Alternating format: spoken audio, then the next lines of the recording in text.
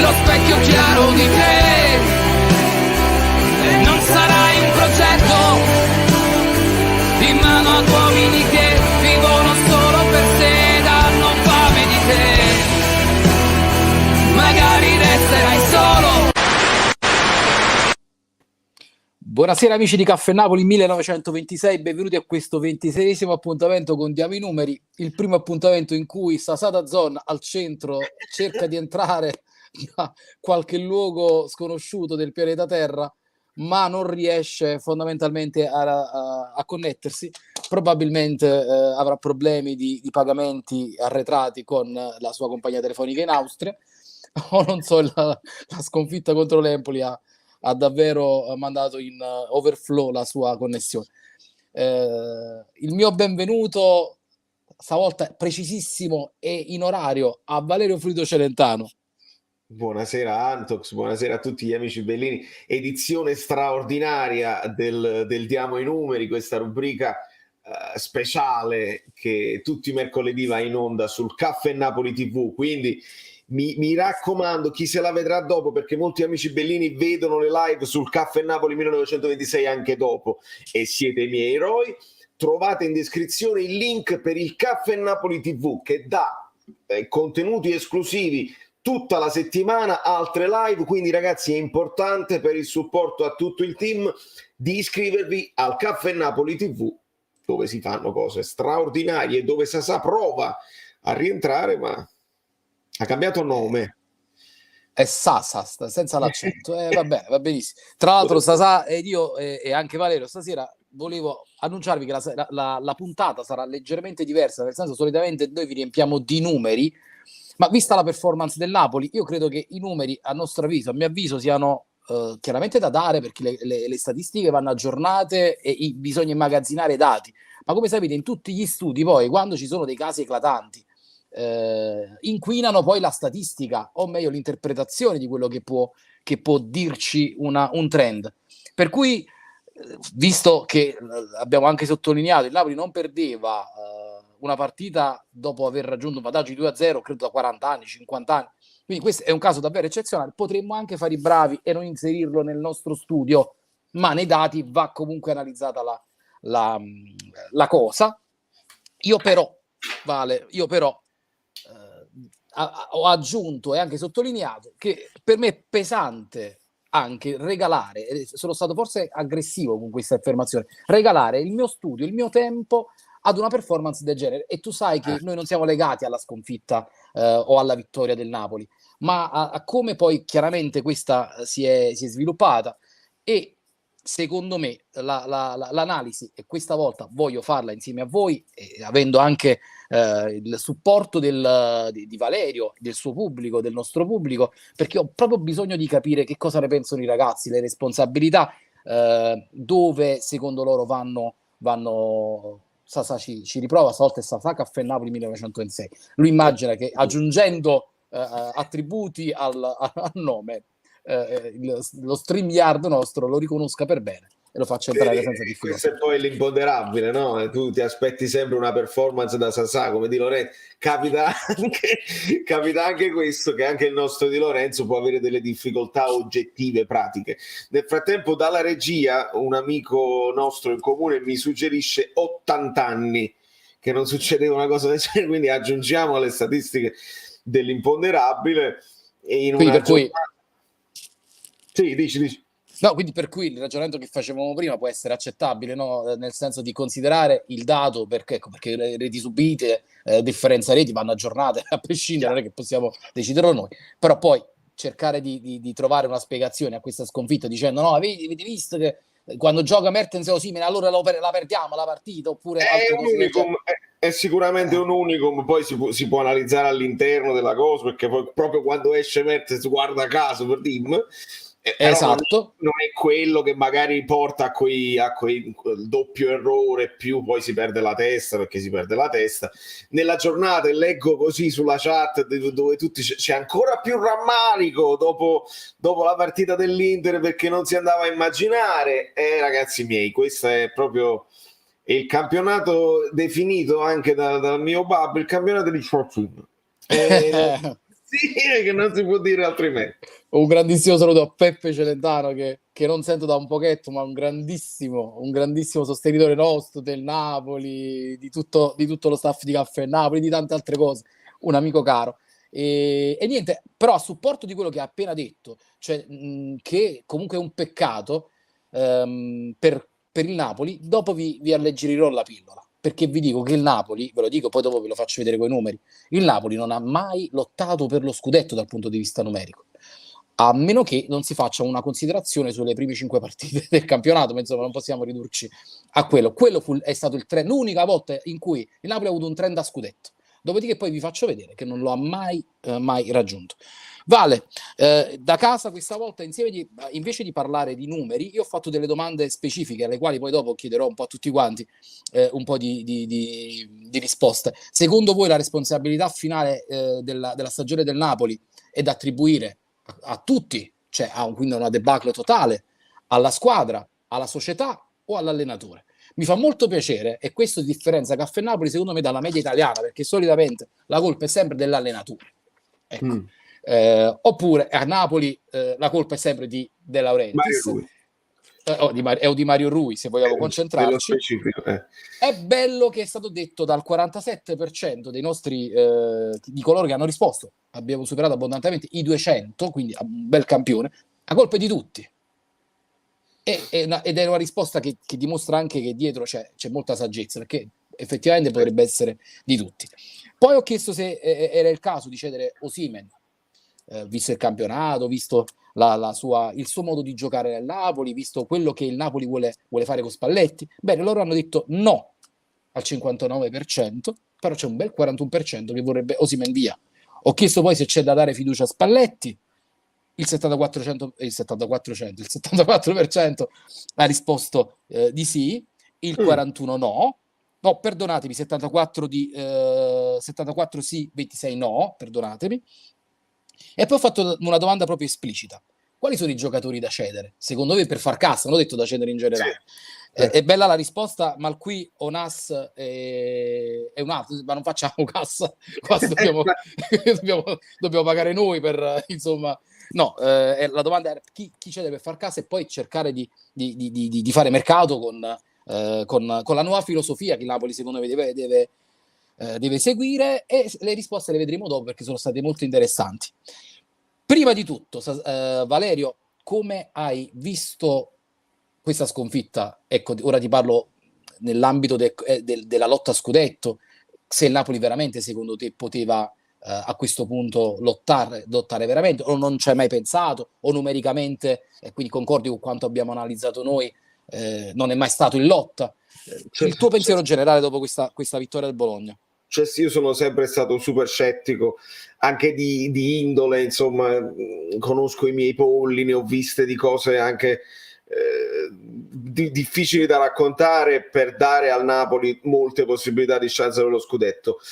Nel momento di defiance dell'Inter, dove hanno cominciato a inanellare tutti quei pareggi e il Milan che ne steccava qualcuno, devo ammetterlo che l'ho accarezzato anche io, sempre per questa particolarità di un campionato veramente strano, dove si vincerà intorno agli 84-85, quindi ci sarà una quota scudetto molto bassa, e quindi l'ho un pochino accarezzato. Appena il Napoli ha cominciato a steccare un pochino Cagliari, e poi tutte partite diverse che abbiamo analizzato bene, dopo la Fiorentina lì già sembrava così, però ancora, almeno dopo un errore così grave come quello della Fiorentina, mi aspettavo una vittoria a prescindere, proprio seguendo i numeri, no?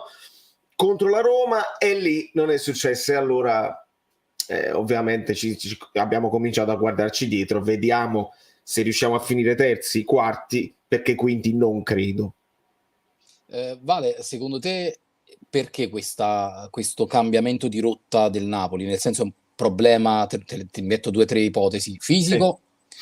È brutto, io non voglio dire la cosa che ormai è mentale, però mi fa strano che questa squadra abbia problemi mentali, perché ora l'obiettivo era vicino, insomma devi gasarti per questo obiettivo, che insomma un obiettivo molto più importante comunque, ma comunque ridotto rispetto alla vittoria del campionato, ed è quello della Salernitana. Ha portato la Salernitana a rompere il suo trend.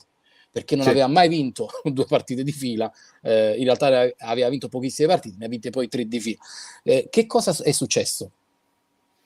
È difficile dare una sola risposta. Ecco perché anche la risposta del tuo sondaggio inquadra nel tutti, no? Un pochino di responsabilità condivise, un atteggiamento da parte dell'allenatore un pochino di mancato coraggio, che poi alla fine spesso nel calcio lo paghi, perché se ti difendi, alla fine non offendi e rischi più di prenderle che di farle. E questo in primis. Giocatori che hanno onestamente dato tutto probabilmente nella prima fase della stagione e adesso probabilmente stanno anche cedendo. Qualcuno invece non l'abbiamo mai visto e può cedere perché non ha nemmeno l'abitudine alla gara e quindi ci può stare l'errore dietro l'angolo. Mi riferisco a Makuita, a Meret, mentre gli altri che stavano andando bene in una fase della stagione, Fabian adesso sta male, insomma un'involuzione fisica si vede ed è palpabile. E poi nei momenti in cui, che tutte le squadre lo stiamo vedendo, specialmente nel campione italiano, ci sono momenti di flessione, lì la presenza magari della società dice campanello d'allarme, prima di arrivare al 2, 3, 4 obiettivi falliti consecutivi, campanello d'allarme Cagliari oppure campanello d'allarme Fiorentina, intervenire subito con le parole giuste, con le motivazioni giuste. Però io qua non me la sento nemmeno di dire qualcosa De Laurentiis, perché De Laurentiis a inizio stagione, e ce l'ha confermato nell'intervista di oggi, ha detto: signori, non ci interessa la Coppa Italia, non ci interessa l'Europa League, per lo scudetto vi siete ingolositi voi, noi non ci... l'obiettivo è la Champions League, e quindi perdendo Fiorentina, pareggiando Roma, stai ancora là. La paura è venuta dopo la sconfitta con l'Empoli, che non si aspettava nessuno, e quindi ecco perché ci dobbiamo mettere un pochino tutti, secondo me, nel calderone. Vale, però poi ti devo fare una domanda. Se è vero quanto dice De Laurentiis, che poi compare nei momenti, insomma, in cui tutti ci aspettiamo che compaia, invece probabilmente, insomma, invece di arrivare nei momenti di difficoltà a radunare la squadra, a fare degli annunci su Instagram e sui social e tramite i canali ufficiali di ritiri, poi il casino che ci mettono anche i nostri giornalisti nel dire che poi l'hotel a Castelvolturno era sold out, insomma, perché non creare quello che fanno tutte le aziende con i propri dipendenti? Una sorta di feeling per cercare di far amare la propria impresa, che poi è il Napoli, ai propri tesserati. Mi spiego meglio. Sembra quasi che noi facciamo una confusione quando diciamo i giocatori non rispettano Napoli e il Napoli. C'è in mezzo il Napoli come società, cioè ci sono i giocatori, poi c'è la società e poi c'è il Napoli. Io credo che il feeling e l'empatia dei giocatori con la squadra, con i tifosi e con la città sia fuori discussione. Il mio problema, cioè quello che io reputo sia un problema, è l'empatia che i giocatori hanno con la propria proprietà. Perché organizzare la cena nel momento di difficoltà e non rendere questi appuntamenti saltuari a prescindere? Una volta ogni 4 mesi, una volta ogni 2 mesi, ogni 3 mesi. Perché la mia sensazione è che questi ragazzi, una volta che hanno praticamente fatto il loro, tra virgolette, ma la società è antipatica, diritti d'immagine c'è, il padre padrone e tutto il resto, ci sta che possano mollare, non è un alibi, ma ci sta che possano mollare la presa. D'altra parte, il Milan, ma anche la Juve, ha ora, grazie alla loro storia, hanno nel loro bagaglio, diciamo, di ex calciatori, persone che possono incarnare la loro filosofia di vittorie, penso a Maldini, ma senza pensare a Nedved della Juve. La Juve ne avrà altri, Chiellini, avrà Bonucci. Il Napoli non ne ha, perché non ne ha formati, perché chi del passato può incarnare questa figura? E questo mi fa molto preoccupare per il futuro, perché noi diciamo sempre sì, il Napoli deve ampliare il suo organigramma, prendendo personaggi del mondo per lo spogliatoio ma chi? Hamsik non è stato abituato a vincere, non è stato mentalizzato come lo era stato Maldini. Forse Lavezzi, ma perché ce l'ha di suo il carattere, per dirti, ferrigno del sudamericano, ma non ha i valori della napoletanità. Magari bisogna pescarli dall'estero. Sto facendo questa digressione perché io reputo il problema societario attualmente non legato a pappo cacci sorda che ci servono i giocatori, perché quello l'ha fatto sempre, ma a cercare ora di cambiare rotta e portare la squadra nella mentalità di autogestirsi in questi momenti di difficoltà, nel senso che loro devono sapere che anche se l'obiettivo era svanito, perché era svanito, lo sapevamo ormai tutti, ma bisogna vincere perché il Napoli deve vincere a Empoli, perché lo dice la storia, lo dice il blasone. Senza dubbio, leggo nella chat, fanno il nome di Salvatore Bagni, che probabilmente è uno di quelli che si individua come uno che ha vinto a Napoli, e quindi ce ne sono pochi di quella guardia che comunque sono rimasti nel calcio attivamente. Salvatore è uno di quelli che segue il calciomercato, conosce tutti i giocatori che ci sta da conoscere, anche quelli a noi sconosciuti, e ha quello spessore anche umano probabilmente per affrontare le situazioni delicate e per farsi rispettare con uno sguardo all'interno dello spogliatoio qualora ce ne fosse bisogno. Sono pochi, hai ragione, è un po', e anche perché in questi ultimi anni quelle che sono state le figure importanti del Napoli poi non sono state coccolate tantissimo dalla società. Non abbiamo avuto la partita d'addio per Hamsik, che oggi è campione con la sua squadra e vince il campionato. Lo stesso Albiol, vabbè, ma tanto è vecchio. Maggio che è stato trattato malissimo così, e comunque continuano a dimostrare affetto, perché poi è la piazza più che la società che ti lascia questi bei ricordi e restano legati. Un altro nome che mi viene in mente, Pepe Reina, torna volentieri a Napoli e si fa amare da tutti ed ama tutti lui a sua volta. Cavani, Lavezzi, insomma ne sono tantissimi e non sono stati secondo me coccolati abbastanza nel post o nella fase di uscita. Vabbè, non serve, vabbè, tanto rinnoviamo, eccetera eccetera. E lì secondo me gira anche nell'ambiente dei giocatori, e questo potrebbe essere pericoloso per il futuro. Dice: ma ti conviene andare a Napoli? Si parlano tra di loro, no? Hai visto come hanno trattato Callecon, che era uno di quelli che ci teneva la maglia, lasciato andare così senza nemmeno un'offerta. E allora questo potrebbe precluderci, se un giocatore ha un dubbio, vado a Napoli o vado alla Roma per esempio, potrebbero sentirsi dire: ma sai, alla Roma magari ti trattano un pochino meglio, c'hanno una società completamente rinnovata e pensano più a livello internazionale.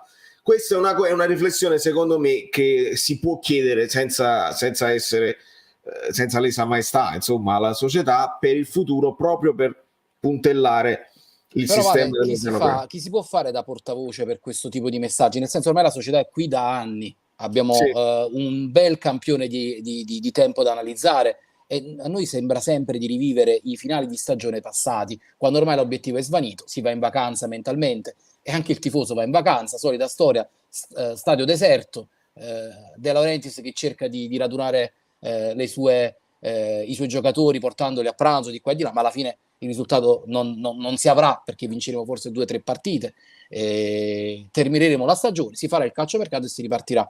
Ma alla fine, per cercare di raddrizzare questo andamento che ormai sta andando sembra di andare in runtime, no? Nel senso in loop, di ritornare sempre al punto di partenza. Ma lui presidente, percepisce questo stato di cose, perché altrimenti è problematico se non percepisce questo corso di corso storico. Non credo che lui senta il bisogno, perché l'intervista di oggi con Carlo Avina è illuminante, perché ci sono molti passaggi dove lui si sbottona e dice: io non sono stato presente quest'anno per scelta, oltre ad avere le 10 attività che ho oltre al Bari e al Napoli, ma anche per scelta con un allenatore nuovo che sta instaurando le sue cose. Mi sono fidato del suo palmarès e delle cose, e quindi non c'era bisogno che facessi sentire la mia presenza. Di conseguenza è una scelta precisa, cioè lui non crede che questa presenza, che questo allargamento dell'organigramma possa portare punti, ed è un peccato. E l'unico modo per fargli cambiare idea, visto che i collaboratori sono sempre quelli, perché lui si fida di Chiavelli, si fida di Lombardo, di Baldari, Formisano, del suo staff della comunicazione, e poi del CDA, insomma la moglie, i figli, eccetera eccetera. L'unico che possa probabilmente fargli cambiare idea, e non credo i giornalisti quando gli fanno le domande, le interviste, può essere un allenatore, che non so se è Spalletti, perché Spalletti l'ho visto molto morbido in questo suo rapporto con De Laurentiis, lo scopriremo poi più in là.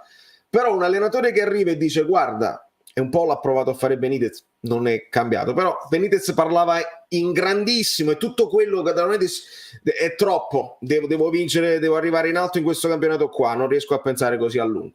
Se un allenatore arriva e gli dice guarda, tutto bene, la squadra mi va bene, ce la facciamo ad andare avanti così, ma mi serve questa figura, riesci a mettermela? E magari se si mette De Laurentiis dice però mi è servito delegare, avere una persona di cui mi fido, che mi riporta le sensazioni dello spogliatoio prima che si arrivi all'ammutinamento o a cose del genere, allora lì, perché lui ci ha sofferto moltissimo, sono sicuro che lui De Laurentiis ha sofferto tanto del vedere proprio il tradimento dei propri giocatori nei confronti della società.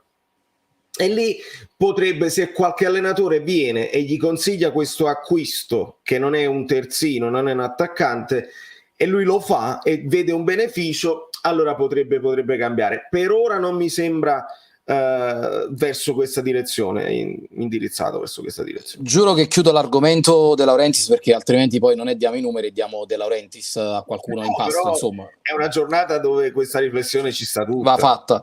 No, io quello che poi volevo sottolineare, è vero quello che tu dici, anch'io penso che lui abbia sofferto l'ammutinamento e abbia sofferto anche la sconfitta contro l'Empoli. Tanto. Però ti chiedo, un presidente, quindi cancella il calcio, in generale, un proprietario di un'impresa deve sapere che se scende in campo tra i propri dipendenti, operai, e si mette lì, come ha fatto De Laurentiis, a guardare gli allenamenti, puoi capire che potrebbe anche non essere un fatto positivo. Dice, guarda, pensa ai ragazzi, ventenni, ma guarda Chist, ma è venuto...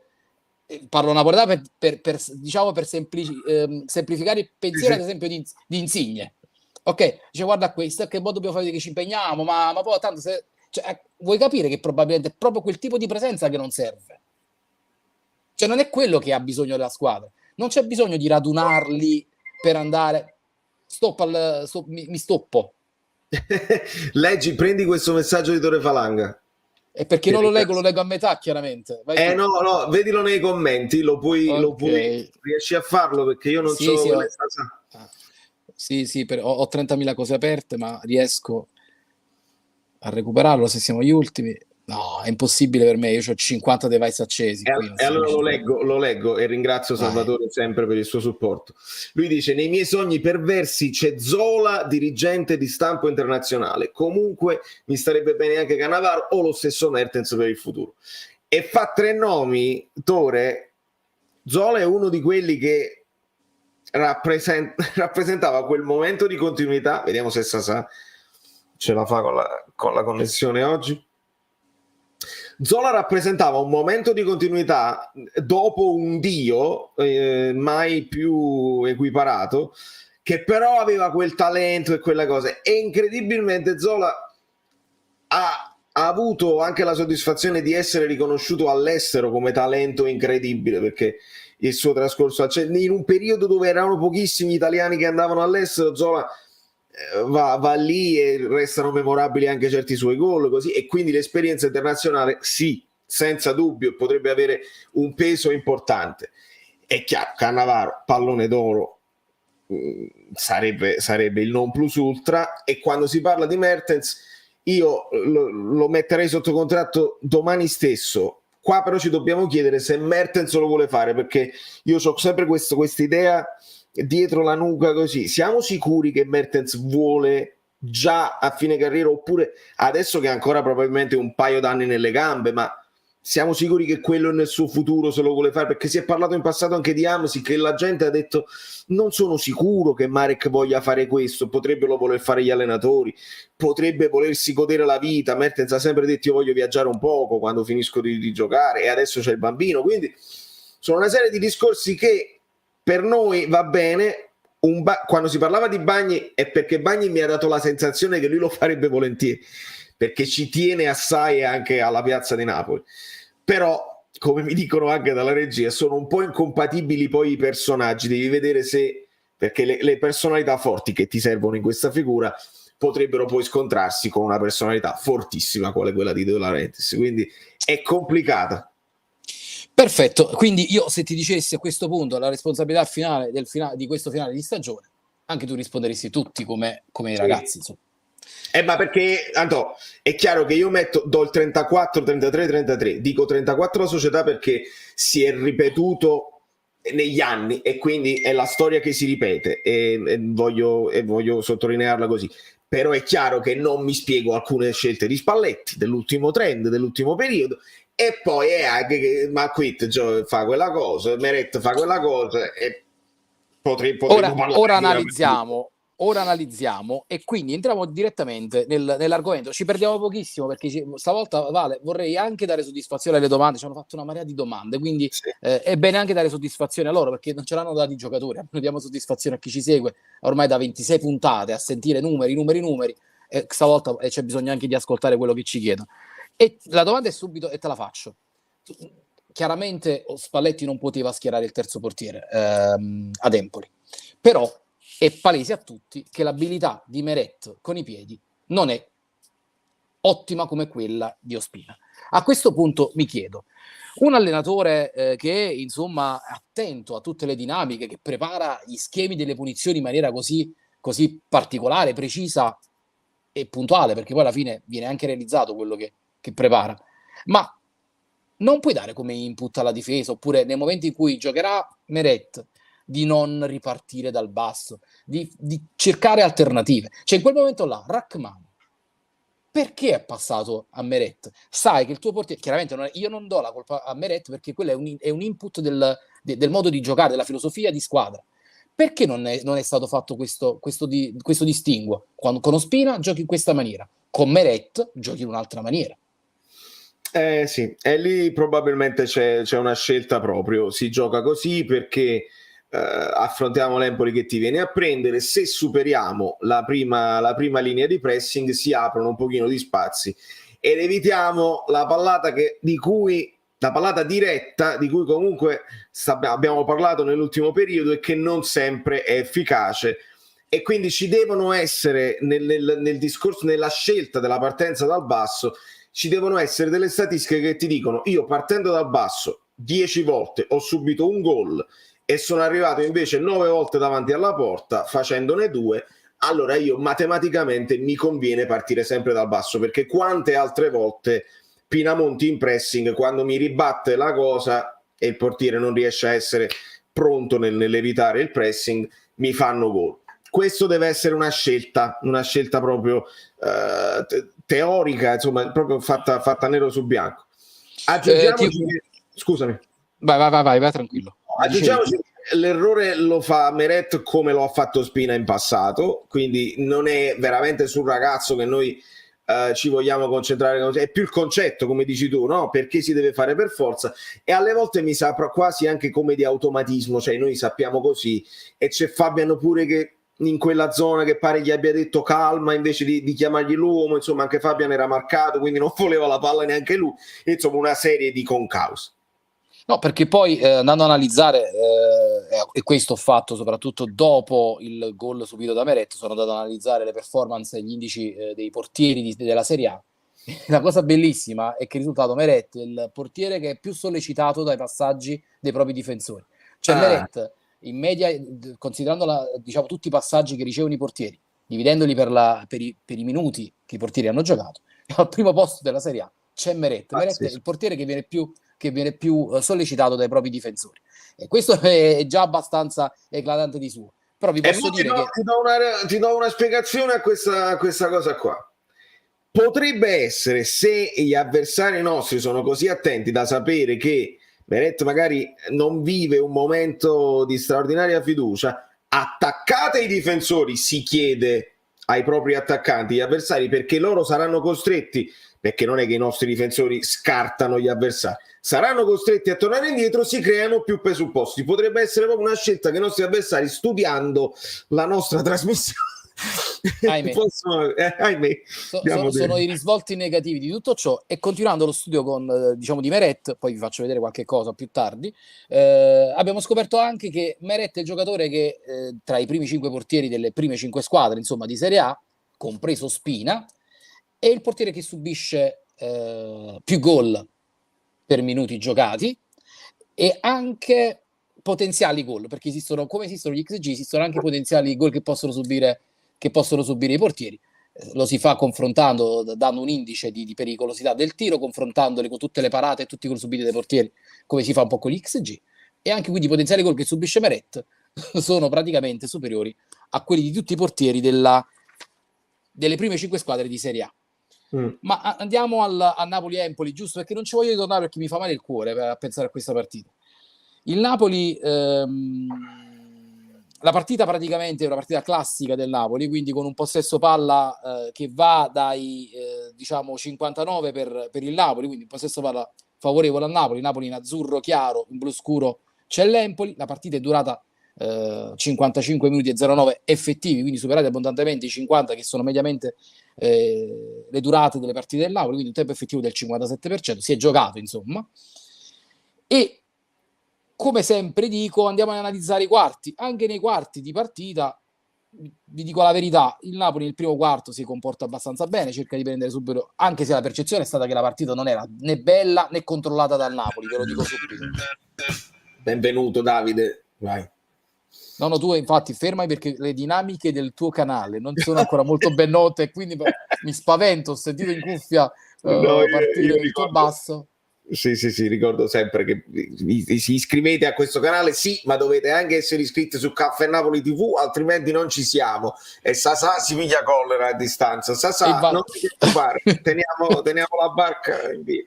No, ma Sasà aveva preparato 1000 hitmap di tutto, insomma, secondo me ha preso fuoco insieme all'hitmap che stava preparando.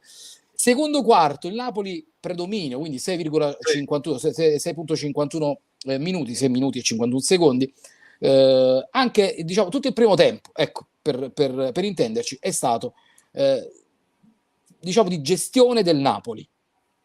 Secondo tempo, buona partenza dell'Empoli, poi continua, sembrerebbe una parità.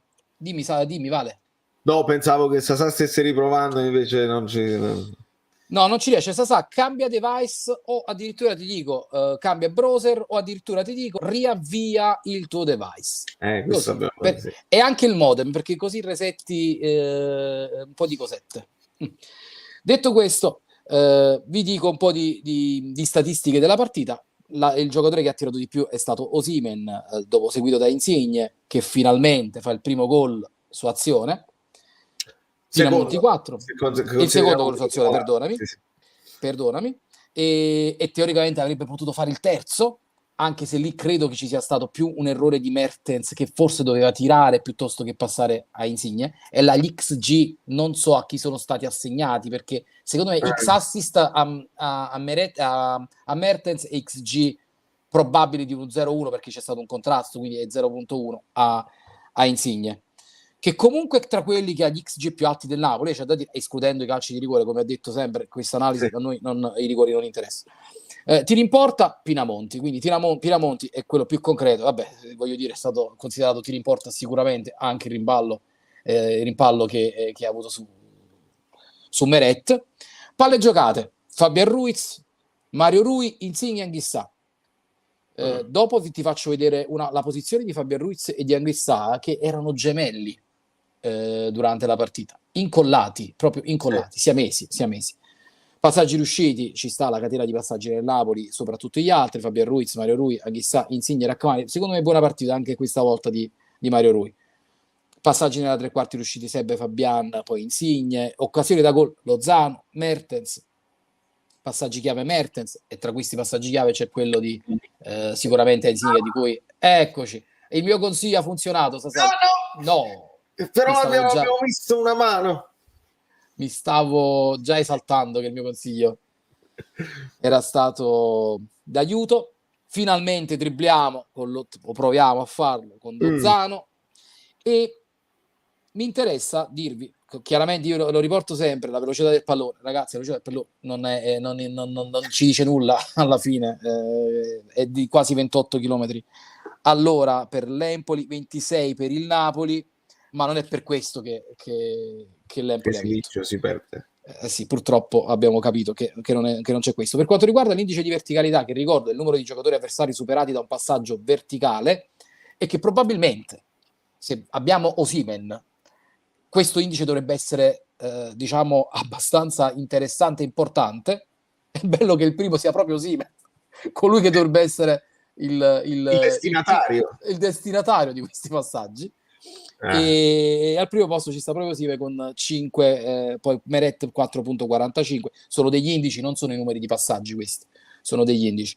E Meret significa che il portiere cercava di lanciare, ovviamente superando le linee difensive, le linee della propria difesa. Poi c'è Malqui, poi c'è Mertens e poi Juan Jesus. Indice di rischio passaggio è calcolato per ogni passaggio solo se il passaggio è andato a buon fine. Ovviamente Meret indice, questa è un'altra cosa che va fuori di quanto detto da Valerio. Evidentemente gli avversari conoscono il problema di Meret, e se c'ha la pressione significa che è stato il più pressato, e noi qui dovevamo capire che non dovevamo fare quel tipo di giocata, perché sicuramente questa percentuale del 45,63 non deriva dalla pressione fatta da Pinamonti, ma anche da quella di Pinamonti ovviamente, ma da tutte le altre pressioni. Io poi quello che non mi spiego è, cioè, i portieri per loro, proprio per la natura del ruolo, sono Fabio Versatile, buonasera amici, ho cambiato idea su Reia, su Yusai, su Mario Rui, su Maggio, ma dopo 18 anni non ce la faccio a cambiare idea su ADL, per me è lui che determina. E il messaggio poi grazie Fabietto, poi lo recuperiamo. Dicevo, per ruolo i portieri sono abituati ad avere lanci lunghi, forti e precisi, eccetera eccetera, però se non stiamo sfruttando questa cosa, perché il Napoli ciao Osimhen, ma non attacchiamo poi la seconda parte, non è meglio che il rilancio lo faccia un difensore? Cioè, chi ha il piede migliore? Meret o Rachmani o Juan Jesus? Bravo. Questo mi chiedo. Sempre a corollario di quanto stiamo dicendo, io poi ve le porterò queste statistiche, non le ho portate, vi dico perché sono amareggiato, e l'ho detto, secondo me questa puntata, mi dispiace che la prima poi, che va anche sul canale di Valerio, su Caffè Napoli 1926, la prima nella quale io darò meno numeri, perché secondo me questa partita non merita l'attenzione che noi poniamo su questi temi. Però vi dico, in anteprima, analizzando i passaggi di Meret, perché poi mi sono focalizzato ovviamente su Meret, è il portiere che è più preciso nel rilancio diretto al suo, chiaramente non nel passaggio nell'area, nel rilancio diretto fuori dall'area di rigore, all'89% di riuscita del passaggio, superiore a tutti quelli di portieri di Serie A. Però, a differenza degli altri, la gittata è la minore, nel senso che il passaggio, ok, supera l'area di rigore, ma comunque è tipo 15-20 metri inferiore ai passaggi di Andanovic, per dirvi. Sì. Quindi questo è un altro dato che va analizzato. Bisognerebbe quindi, secondo me, prenderlo, perché poi sento Sasà che continua. Sasà, aspettate, però io devo dire una cosa a Valè. Non cantiamo vittorie. No, mi sono fatto prestare una casa, giusto, a casa di una persona a fianco a me, e non sei grandissimo. Ma senza parlare italiano, cioè ho spiegato in italiano, mi serve il wifi, devo entrare, sto in una stanza da letto. Vabbè, continuiamo. Aspetta, Sasà, stanza da letto, fammi capire un attimo. No, stanza da letto da solo. Scusatemi se non mi vedete bene, però. No, ti vedo meglio del solito. Anzi, meglio e allora io l'ho detto che stasera davamo i numeri per davvero. Sì, abbiamo proprio toccato il massimo, abbiamo fatto proprio il massimo. Ok, Sasà, allora diciamo così, che la cosa mi interessa, sai perché? Perché sarebbe interessante capire, visto che a volte noi ci dilunghiamo un poco, questi quando devono andare a dormire, come la mettono nome? No, ma io non so neanche come si chiama. Vabbè, andiamo avanti. Va bene, bellissima questa cosa. Secondo me dovevi un attimo resettare il modem, secondo me. Ci ho provato un paio di volte, però poi ho detto ci metto più tempo, ma chiedo un piacere. Qui sono molto ospitali comunque. Benissimo. È l'ospitalità austriaca che è bene sottolineata. Ci sta. Perfetto. Bellissimo. Sasa al volo, visto che abbiamo parlato già di 10.000 cose, quindi responsabilità della società per quanto riguarda chiaramente l'andamento relativo al finale di stagione, voglio un attimo un tuo pensiero generale. Abbiamo iniziato a parlare anche di Napoli-Empoli, quindi prima di andare avanti avevo bisogno un attimo del tuo contributo. Allora ragazzi, prima di tutto io vorrei partire che i risultati di oggi ci hanno preso un po' in giro, diciamo così. Anzi, se vediamo la fortuna di Aurelio De Laurentiis, possiamo capire che anche le altre squadre con un progetto ben solido vanno a Bologna e perdono, oppure la Fiorentina che, diciamo, detta legge al Maradona, in casa prende 4 gol dall'Udinese. Quindi diciamo che noi siamo andati un po' in una depressione che è un po' classica del tifoso napoletano, ed è anche giustissima. Ovviamente questo che è successo si ripete da un po' di tempo, lo dobbiamo dire, siamo onesti. Analizziamo i numeri, lo facciamo sempre un'analisi fredda e precisa, però molto probabilmente c'è qualcosa da migliorare, ma per quanto riguarda l'atteggiamento di questi calciatori, perché io non vorrei ridurre tutto alla mentalità, al carattere, perché secondo me c'è un qualcosina in più. Ovviamente sono entrato troppo tardi per dirvi un po' come la penso io. Secondo me noi siamo stati abituati ai meccanismi, all'identità di Maurizio Sarri, che hanno sempre nascosto un po' i limiti di questi calciatori. Secondo me era quella la direzione giusta, e molto probabilmente anche stasera, ve l'ho detto, questi risultati sono venuti proprio come la ciliegina sulla torta, perché anche una squadra che pullula di campioni come l'Inter, Zanetti, giocatori che hanno vinto le competizioni, si trovano in difficoltà. Quindi cosa vuol dire? Che nonostante ci sia ovviamente sempre da migliorare in una società, secondo me il Napoli deve andare verso un'altra direzione, quella che un po' avevamo visto nell'epoca Sarri, cioè credo che bisogna un po' superare per ora i problemi gestionali e mentali attraverso un'identità, quella che purtroppo Luciano Spalletti ad oggi non ci ha fatto vedere. Ovvio, lo sottolineo perché è tangibile, però secondo me ora pensare ad un nuovo ribaltone, pensare adesso ad una nuova esperienza con allenatori giovani. Abbiamo parlato abbiamo parlato di Vincenzo Italiano come, tra virgolette, uno dei nuovi integralisti, dei nuovi allenatori che mettono tutto sulla tattica, cancellano le menti e la qualità dei calciatori. De Zerbi libero. Però allora, Antox, io penso che ora non ci dobbiamo disunire, l'ho detto anche a Valerio. Facciamo il 10° posto, ve lo dico subito. Disunirci ora e cambiare di nuovo diametralmente tutto potrebbe portare realmente una scossa che non verrebbe assorbita facilmente. Valerio, allora, visto che condivido l'idea di cavalcare il percorso, perché è giusto che un allenatore non abbia a disposizione. È morto di nuovo Sasà, l'hanno cacciato dalla camera da letto, però ha espresso il suo... ok, è importante. No, dicevo, è giusto che a dare almeno un programma di 2-3 anni a un qualsiasi allenatore. Sì. Ma la mentalità, il progetto Spalletti, in che consiste? Cioè, dal punto di vista di identità tattica, come diceva Sasà, ed è una cosa che io apprezzo e che condivido, il Napoli spesso si è nascosto, il Napoli di Sarri, dietro ai meccanismi perfetti. Questo faceva sì che potevamo anche permetterci in quel Napoli la presenza, per esempio, di un Marquis attuale. Ci poteva stare perché c'erano dei giocatori, diciamo, non brillantissimi. Qual è il progetto di Spalletti? Spalletti sicuramente non si nasconderà dietro a quei meccanismi perfetti di Sarri, perché non lo dice la sua storia. Poi se tutto cambia e magari si è evoluto come allenatore, ma può sopperire a queste carenze che saranno ora, diciamo, tecniche dei calciatori, perché Napoli non può ambire a grandissimi nomi. Può fare questo? Spalletti è stato fermo 2 anni? Sì, 2? 2 anni, sì.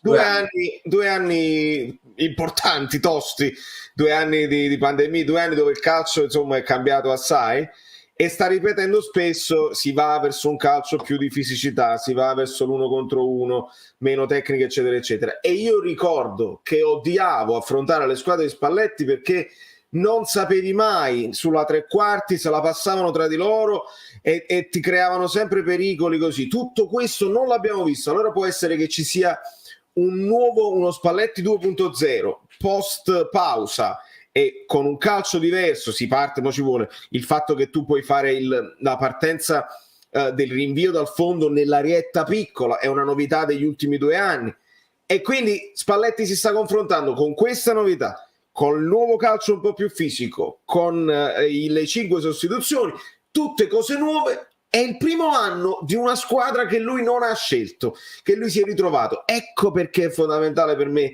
difendere la posizione di Spalletti e aspettare l'anno prossimo e vedere se riesce. Deve individuare un paio di giocatori nelle fasi dove noi abbiamo sofferto di più, a centrocampo nello specifico, eccetera eccetera, giocatori che lo soddisfano, e con le sue scelte vedere dove si arriva. Poi dopo si può giudicare. Sasà, e quindi quando lui diceva all'inizio stagione che questa squadra era fortissima, e a me sembrava molto sincero, era il solito gioco delle parti per caricare anche la propria squadra, o era davvero, pensava che questa squadra potesse dare di più rispetto a quello che poi ha dato? Diamo un po' di numeri velocissimi. Allora, Spalletti ha preso una squadra che aveva un reparto offensivo da 50 gol, 40 gol i trequartisti, Lozano, Politano, Insigne e Zelinski, 10 gol Insigne con 12 partite. Io credo che questo è un buon biglietto da visita per un mister, cioè dire che è un'ottima squadra non si sbagliava.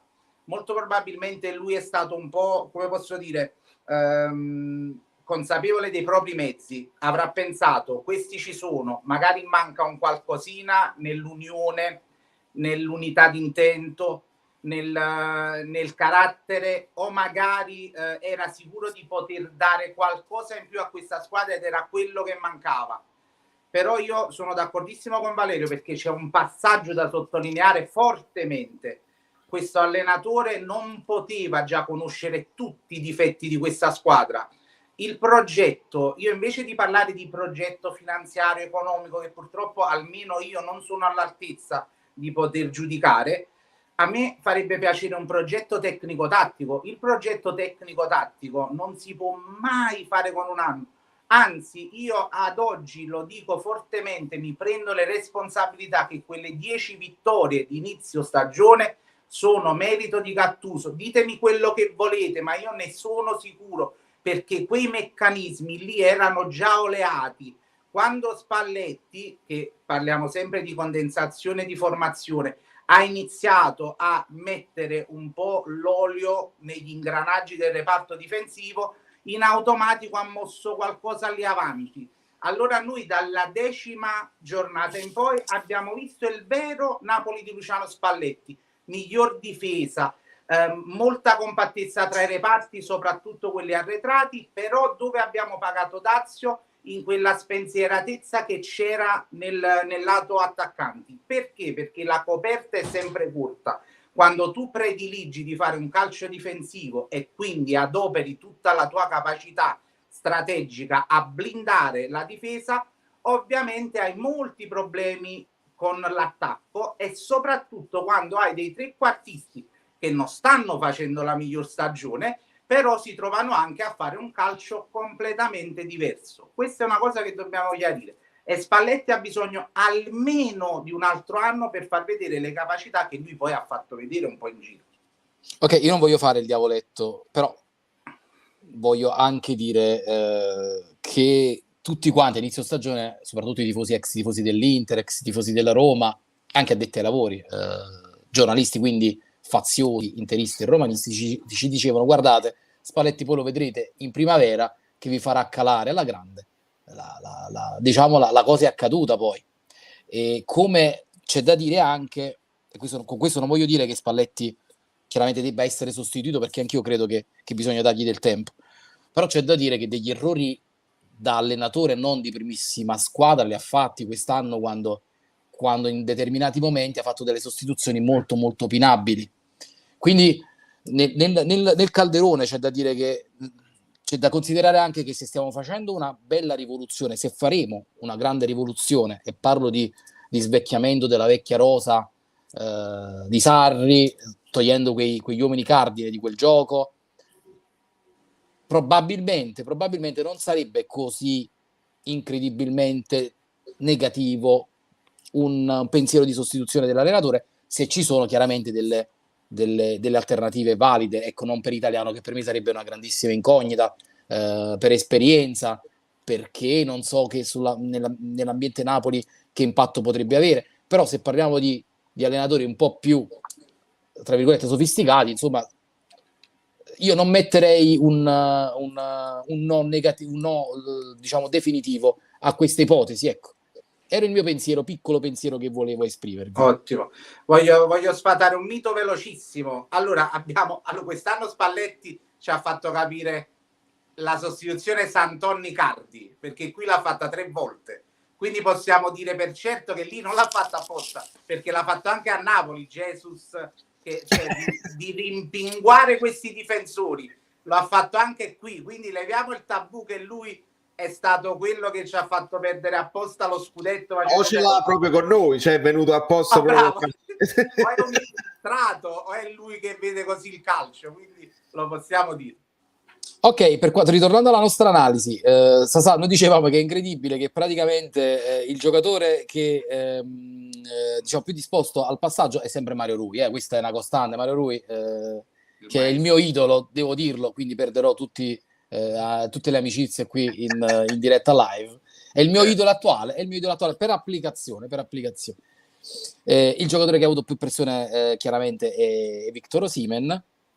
Ma andiamo avanti. Stavolta non vi ho chiesto chi ha corso di più, perché insomma non era il caso, per non offendere la nostra non tanto intelligenza, ma la nostra fede, perché è stato, anche se ha corso di più, è stato diciamo non determinante, quindi comunque il giocatore che ha corso di più è Fabian Ruiz. Poi vi dirò, perché mi ha fatto molto sorridere, però, che Fabian Ruiz è il giocatore, quando vi ho chiesto chi è il calciatore che vorreste che il Napoli vendesse per far cassa, Fabian Ruiz è quello che al primo posto è schizzato tra tutti.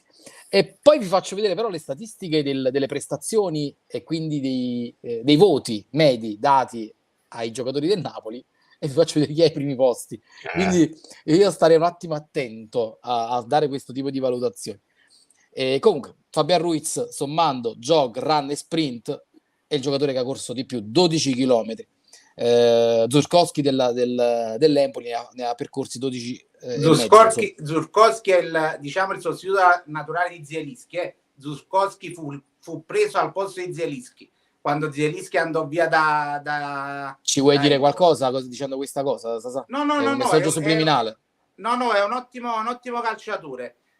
Il messaggio subliminale ve lo mando su Mattia Viti, che è un giocatore fortissimo, difensore centrale, è veramente da osservare. Guardatelo, perché farà tanta strada. Abbiamo poi Anghissà con quasi 11 km, quindi Fabian Ruiz ha corso molto, molto di più, 1 chilometro in più rispetto ad Anghissà. Mario Rui, Lorenzo Insigne e Rachmani. Chiaramente chi ha avuto la velocità media in run maggiore è Anghissà, e lo sprint ci aspettavamo anche questo, quando non c'è Di Lorenzo e Osimhen. Qualche volta qualche difensore, ma stavolta benissimo Victor. Bello anche che per lo sprint c'è stato Luperto dall'altra parte per seguirlo, giustamente, quindi vanno di pari passo. Onas, ci aspettavamo anche questo. Quindi il Napoli in generale corre 108 km, corre di meno, e io ho sempre detto, quando la Napoli corre di meno vince, stavolta corre di meno e perde. Questo è per dirvi che i nostri studi possono sempre essere poi annullati da una partita. Detto da 7 questo, minuti. Sì, da 7 minuti di una partita. Poi, mi piace analizzare la prestazione, dove comunque l'Empoli ha creato di più, ma in quei 7 minuti poi si rimpinguano anche gli XG, chiariamolo tranquillamente. È chiaro che durante la partita, anche il primo tempo, io ho visto l'Empoli che pronti via poteva segnare da quel calcio d'angolo, perché Rachmani si perde Pinamonti, quindi in generale c'era un pochino di meno applicazione proprio in generale sulla partita. Però poi il Napoli aveva fatto 2 gol perché Mertens diciamoci quello che è, e purtroppo quei 7 minuti rovinano tutto, ed è fatto bene tu a ripeterlo all'inizio della live, rappresentano un unicum all'interno di un'analisi, perché tu puoi avere 7 minuti di follia e non subire niente, puoi avere 7 minuti di follia e ti fanno un gol ma sei comunque in vantaggio di 2, essere recuperato 2 volte, addirittura perderla, è veramente, succede proprio poche volte nella storia del calcio. Mi dispiace non aver scritto l'amico che ci ha fatto questa domanda, quindi dopo lo citerò perché devo andare su Instagram a trovarlo, però ci fa una domanda e dice: ma Meret è inaffidabile? E lo sapevamo, è colpa sua? Io su questa cosa, Sasà, ci tengo a dire una cosa, abbiamo anche, diciamo, commentato insieme in chat privata. Su Meret, se Gattuso ce l'ha a disposizione e lo preferisce e viene preferito da Ospina, poi arriva Spalletti e viene preferito da Ospina ad Ospina. Quello che mi chiedo, al contrario, poi la società cerca di sponsorizzare, di spingere gli allenatori a metterli in campo perché è stato un acquisto e va valorizzato.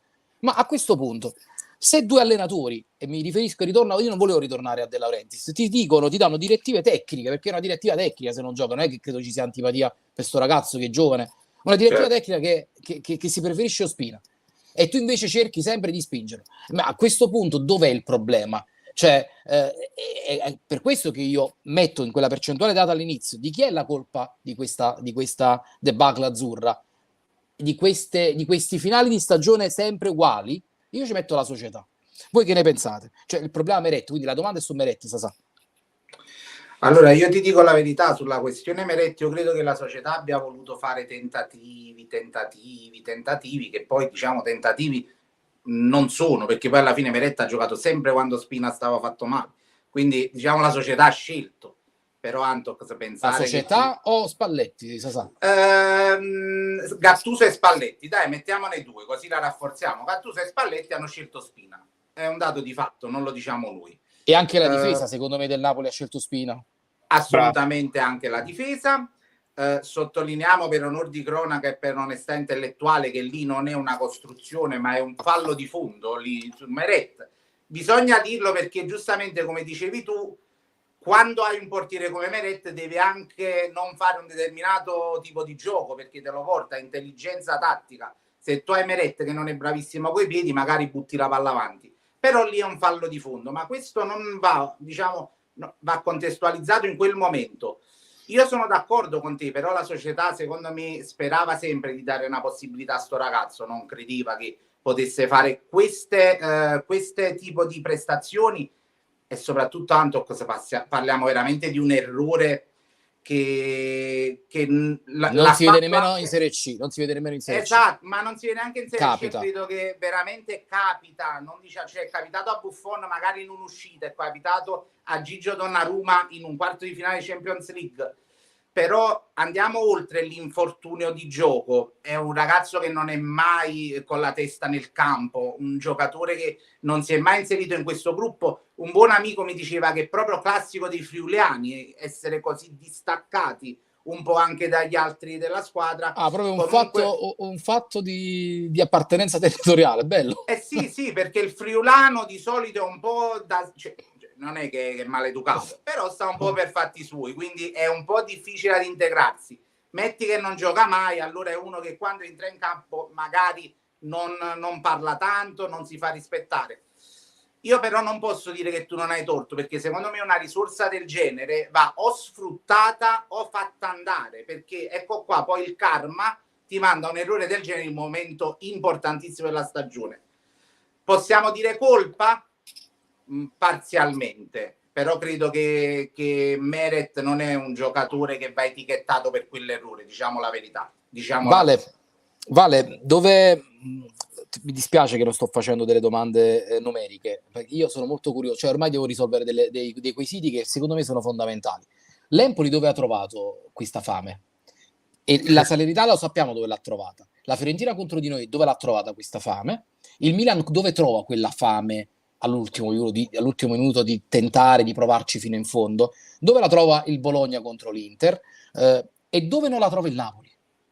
È bellissima sta domanda, perché è una di quelle cose, di quegli argomenti su cui Spalletti batte molto, un po' perché gli arrivano queste domande, un po' perché proprio lui, quelli che si sentiranno più minacciati, si sono sentiti più minacciati, evidentemente, quando poi sono salvi.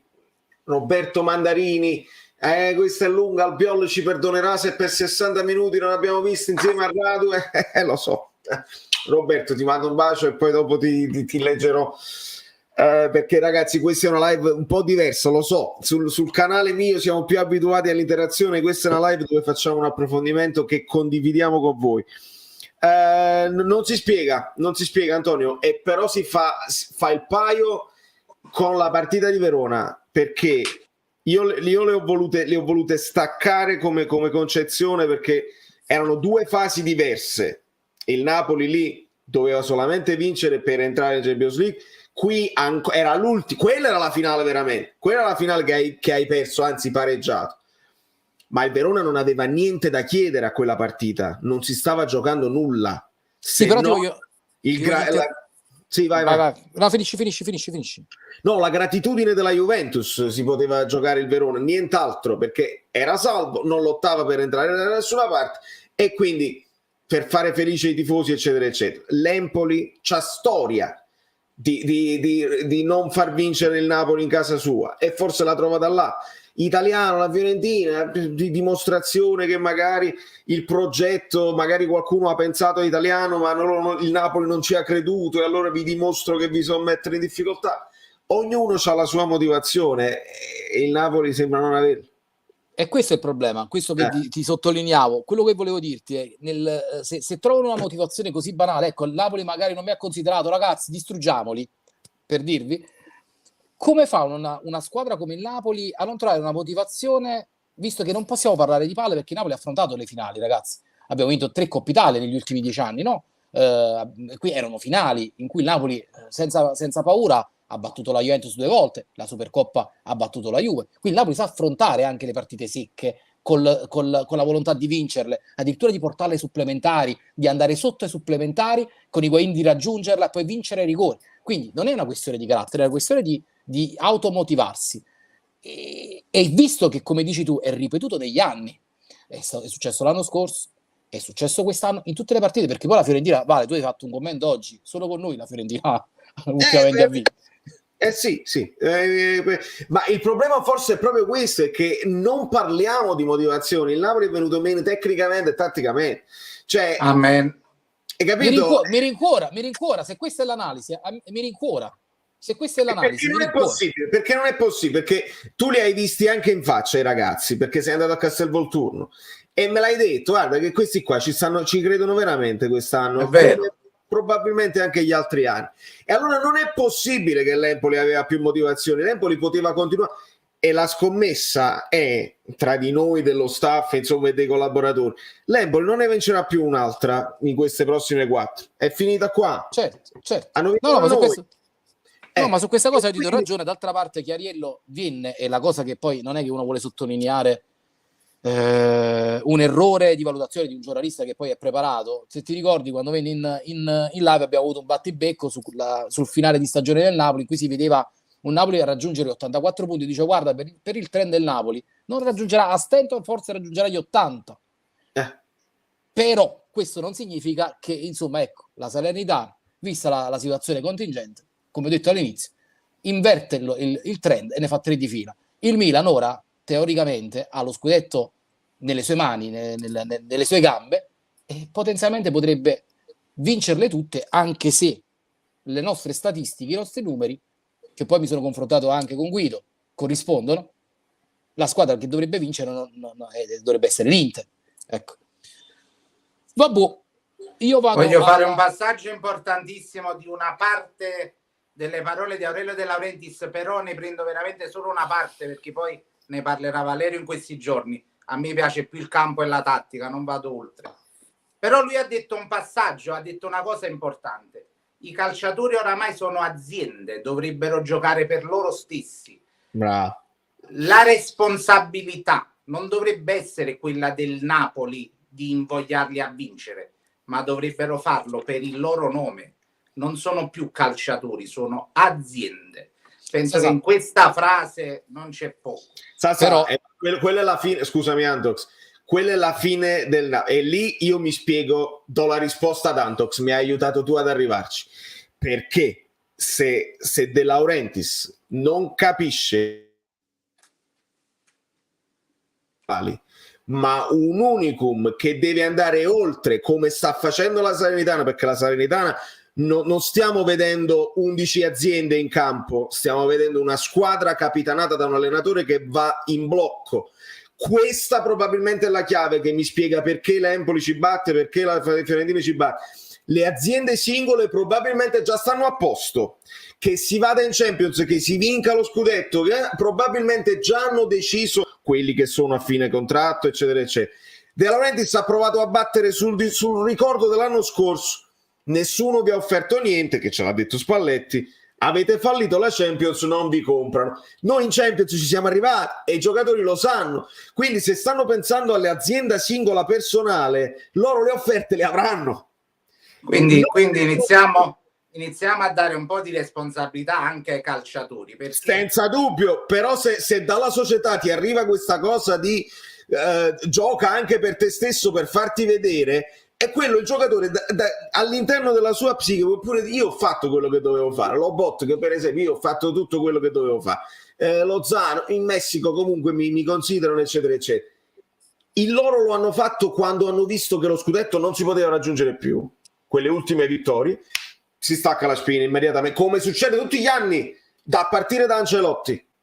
Io questo messaggio di Valerio lo prenderei, lo registrerei e lo manderei da De Laurentiis. Però l'anno scorso hanno fallito pure come azienda, però lo possono dire. Sì, Sasà, però mi dovete far dire questa cosetta che è importante. Sì, scusa, ma ho finito. Sì, no, sai perché? Perché poi noi che esaminiamo anche i peli che volano delle gambe quando c'è un tiro di un giocatore, non possiamo lasciare però il messaggio di De Laurentiis impreciso, perché poi dall'altra parte non ci stanno tutti stupidi che stanno ad ascoltare, gli hanno fatto l'intervista e quindi grazie a quell'intervista hanno avuto anche una loro notorietà. Se dice che i calciatori sono aziende, dice una mezza stupidaggine. Voi sapete quanto stimi De Laurentiis per quello che ha dato al Napoli, perché a Napoli non sono azienda, tu gli proibisci di fare aziende ai calciatori, loro non possono vendere la loro immagine e quella è la maggior parte della loro azienda. Quindi in Unione Vera a Napoli questo non accade. Però se scegli Napoli scegli anche queste cose. Però non dire che allora no, non è chiaro. Va benissimo che a Napoli tu ci sono delle regole e le rispetti, però non puoi dire tu presidente del Napoli che i tuoi calciatori sono azienda. Hai ragione, forse ho sbagliato io. Lui parlava di questa cosa per la cosa che dicevate voi, che loro staccano la spina e non se ne fregano più. E loro dicono dovrebbero farlo per loro stesse. Forse ho sbagliato io il termine. Sì, no, invece è perfetto anche in linea con quello che stai dicendo. Perché se tu gli lasciassi anche quei diritti, loro avrebbero vergogna, perché avrebbero... Esatto, perché devi vincere anche le partite inutili e devi fare come Zlatan, che praticamente va a fare pubblicità dicendo io sono Ibra, la fibra più veloce. Cioè, capito che voglio dire? Se le fa, tutte. Ma per dirti, no, per quella sua saccenza calcistica la dimostra, perché lui su tutte le partite scende in campo con quella cattiveria. I giocatori del Napoli, non avendo questo business di ritorno, ma va bene la squadra, ecco, va bene che la squadra in Champions, siamo andati in Champions. Quindi non è vero, i giocatori del Napoli non sono azienda. Questa è una precisazione che ci tenevo a fare, perché l'ho sentita anche io questa cosa oggi. Detto questo, io non volevo... solitamente il tono mio è un po' più basso, ma sono un po' amareggiato, vi ripeto, non per la sconfitta, ma per il ripetersi di una situazione che abbiamo visto gli anni passati. Napoli in fase di possesso palla. Sasà, tu che sei il nostro esperto della tattica, il primo tempo del Napoli, ma che sono questi gemelli siamesi 8,99? Ma che sono queste distanze abissali? Allora, noi abbiamo avuto una prova veramente lampante. Ovviamente non diamo mai ragione a Spalletti, perché per me, io voglio perdere sempre l'equilibrio, voglio sempre avere le imbarcate, però avere una potenza offensiva di Mertens e Osimhen. Partiamo da questo presupposto, quindi a me fa piacere anche vedere quei vuoti, ma il problema importante del primo tempo è stata la posizione di Zanoli, perché io l'avevo esaminata, poi non ti ho mandato i frame dell'heatmap per problemi tecnici, però secondo me quella posizione di Zanoli è stata una posizione ibrida che ha portato proprio ad avere quella distanza tra i reparti, cioè sicuramente tra la mediana e la posizione di Dries Mertens, che nonostante tutto ha fatto un lavoraccio anche nel primo tempo, tornava sempre, andava alle gare. Però Zanoli era l'ago della bilancia per dare profondità su quel lato e sicuramente per innescare Irving Lozano, ma lui non ci è mai riuscito, il ragazzo. Se vedevate, Spalletti si sgolava, sembrava Gattuso, perché diceva vai, spingi, spingi, non preoccuparti, spingi. E in quel momento, quando lui invece tornava sempre indietro e non riusciva a vedere questa verticale, il Napoli ha sofferto tanto. Perché? Perché avendo Mertens e Osimhen, il lavoro dei mediani è diametralmente opposto a quello che fa sempre. Perché loro lì non devono fare schermo, ma devono fare costruzione. Quando tu hai due mediani che fanno costruzione, vuoi o non vuoi perdi equilibrio, perché devono fare il tocco in più, devono andare più avanti rispetto a dove sono di solito. Allora, secondo me, il meccanismo si è bloccato su Zanoli, perché secondo me, io ve lo dico ora, non è un problema fisico. Zanoli è stato cambiato per una cosa tattica, perché Spalletti lì aveva grande difficoltà.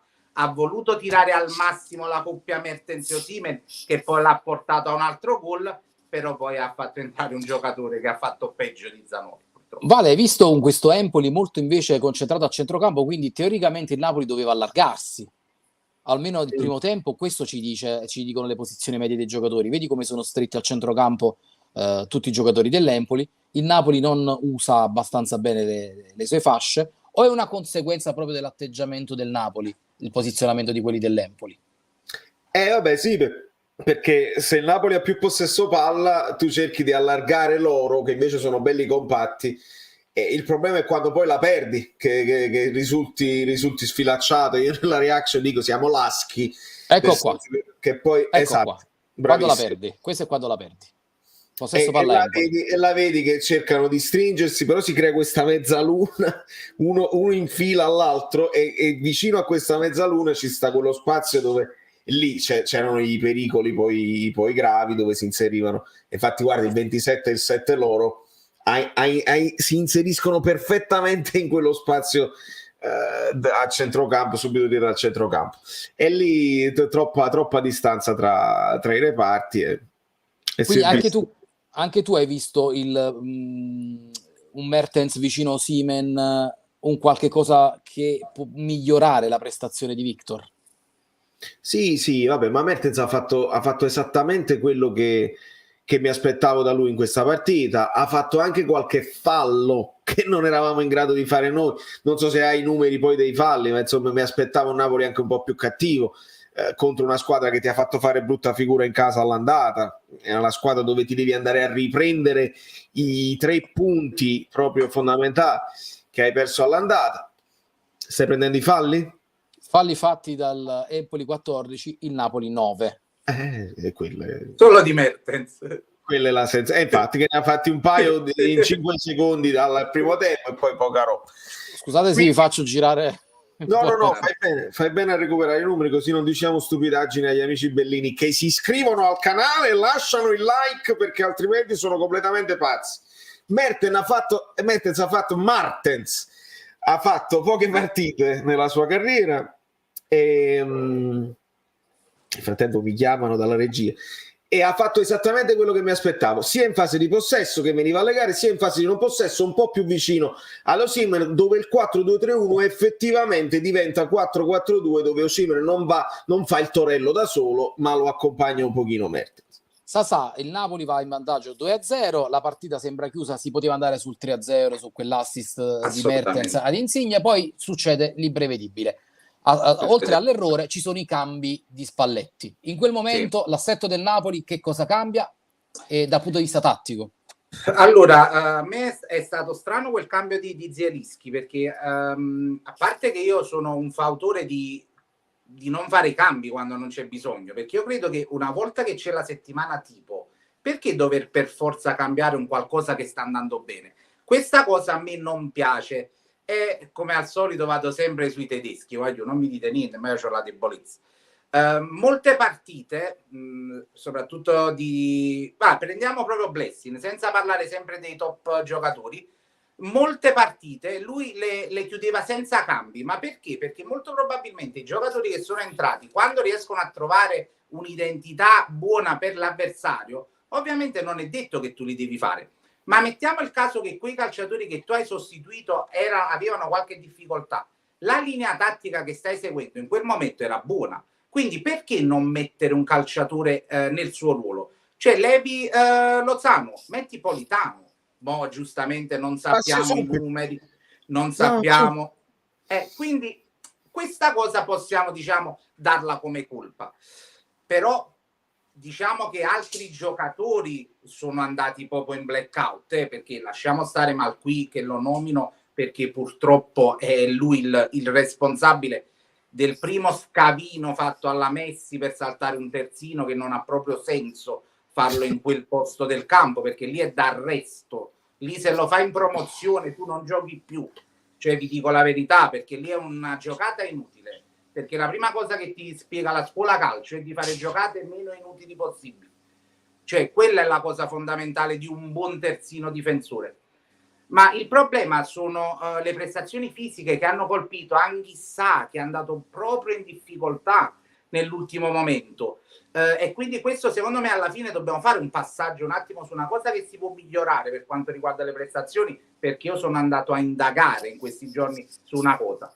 E ti devo dire il problema che era quello, che non so chi mi sembra che l'aveva detto Valerio, che abbiamo parlato un po' in privato, il fatto di dover tenere un po' più in campo Mertens, avendo secondo me lui il timore di non fare il terzo gol, di non ripetere più gli errori fatti, di chiudersi e di rimanere con questo attacco atomico, lo ha portato a fare una sostituzione non lineare che probabilmente ha scollato la squadra, che in quel momento invece aveva trovato la quadra. Quindi analizziamolo così il calo iniziale di quei 12 minuti di pura follia. Quindi vale cambi che influenzano sia i presenti in campo, dice ragazzi forse l'allenatore cambia, la partita è acquisita, sia perché i nuovi non riescono a dare lo stesso risultato dei giocatori che avevano sostituito, però poi c'entra anche la testa, vai nel pallone.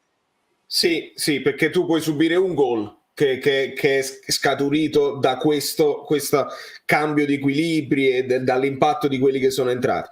Però se subisci poi il secondo e non ho visto la reazione, lì potrebbe essere che non hai più i giocatori in campo messi in un certo modo per reagire bene, perché l'avevi creato un equilibrio contro l'Empoli con quella formazione, con il 4-2-3-1 con Mertens, con Lozano e con Insigne. A quel punto hai tolto tutta la qualità che avevi là davanti e diventava più complicato.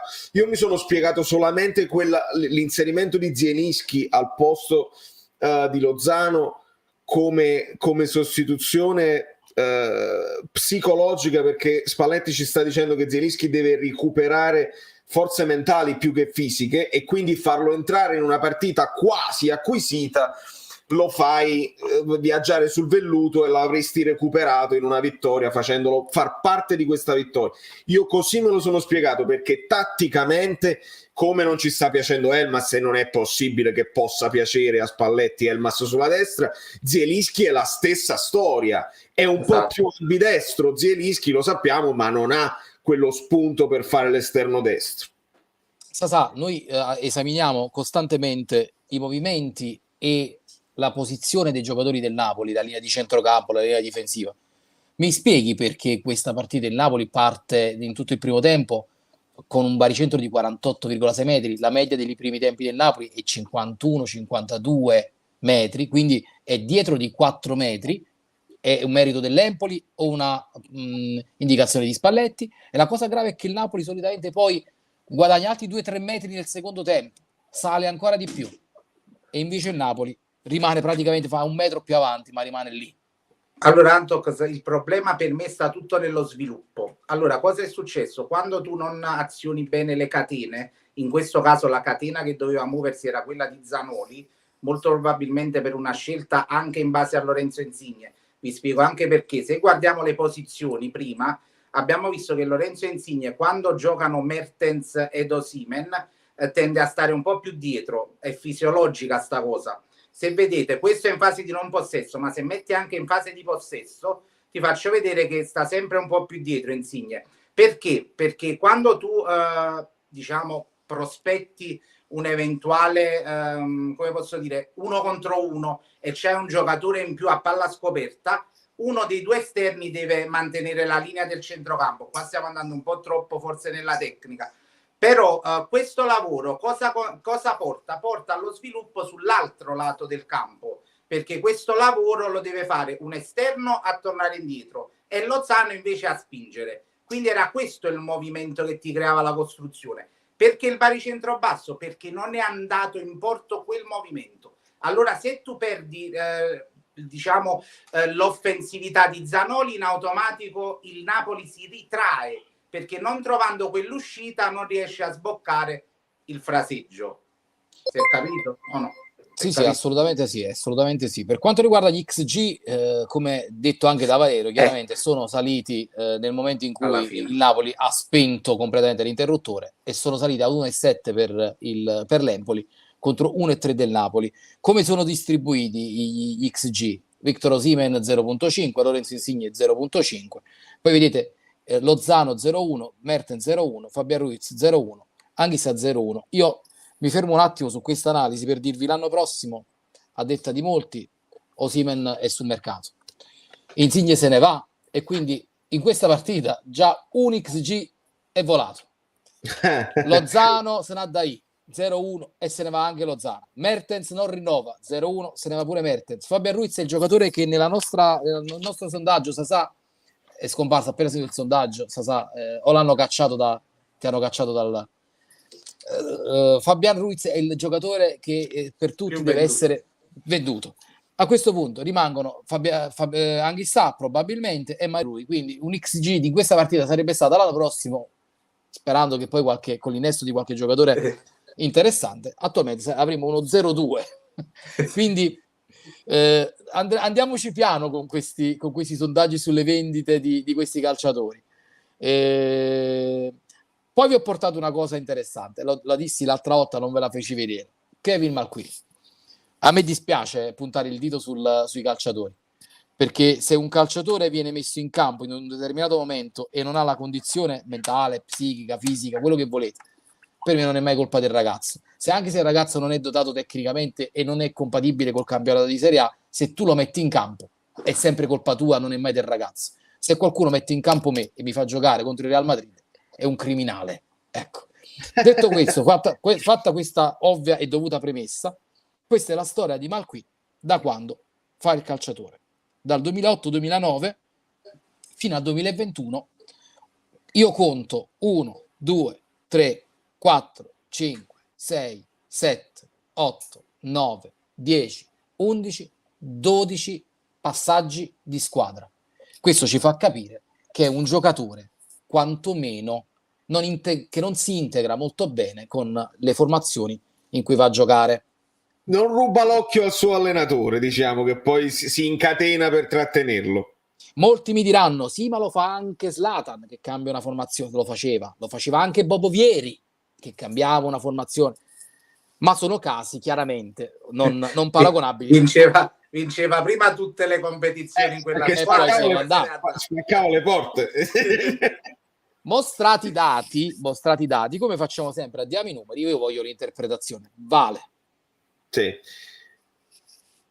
Perché un giocatore come Malquis, non me ne voglia Kevin Malquis, gioca nel Napoli, ok, non lo piazzi, ritorna dal prestito, perché poi devi giocare?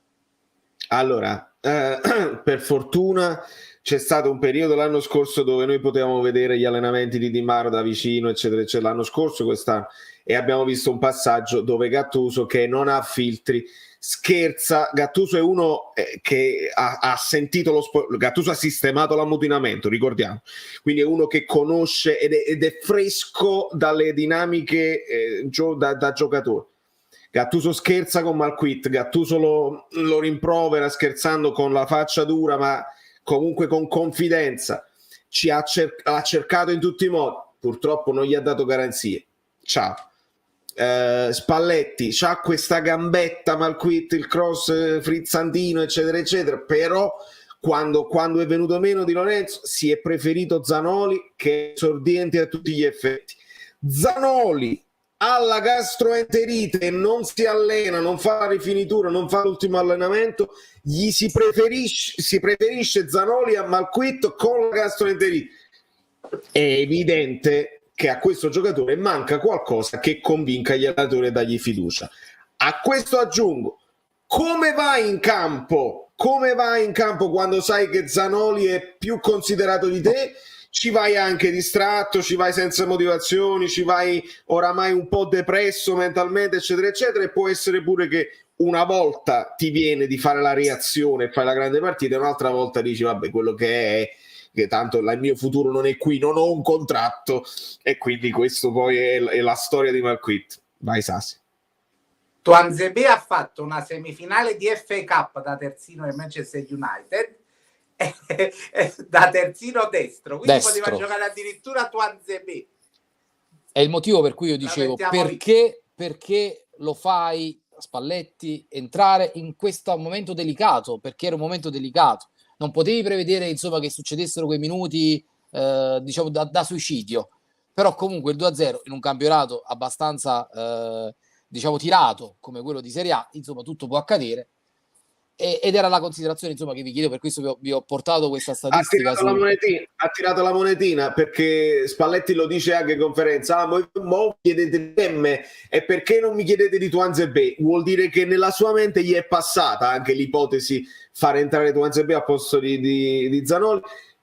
L'istituzione di Zanoli ci stava, secondo me, perché il ragazzo era in grosse difficoltà, ed era stato anche ammonito, quindi era a rischio, era a forte rischio. Secondo me ha tirato la monetina, ma Malquit ha fatto qualche minuto in più, speriamo che mi vada bene, rispetto a Tuanzebe, che comunque ha avuto anche dei problemi fisici e magari oramai sta solo lì a scaldare la panchina come un portachiavi. Attenzione, io questa l'ho riportata come statistica soltanto per un fatto di curiosità, poi studierò meglio il caso Meret. Come vi dicevo, la media gol subita, e quindi qui si pondera quanti minuti ha giocato il portiere, quanti gol ha subito, e vengono divisi per i minuti giocati, quindi per partite. Si prendono i minuti giocati, si dividono per 90, il risultato è il numero di partite teoriche complete fatte, e i gol si dividono, i gol subiti, per questo numero che ho appena citato. Si ha la media gol a partita. Sasa è stato cacciato dalla camera da letto dell'austriaca, che deve andare chiaramente a dormire, e dice: ma che vuoi tu e il tuo Napoli? E Meret risulta il portiere tra le prime 5 squadre, perché poi abbiamo Rui Patricio che è della Roma, quindi consideriamo da Meret a scendere è quello che subisce più gol rispetto a Szczesny, rispetto ad Andanovic e rispetto a Maignan.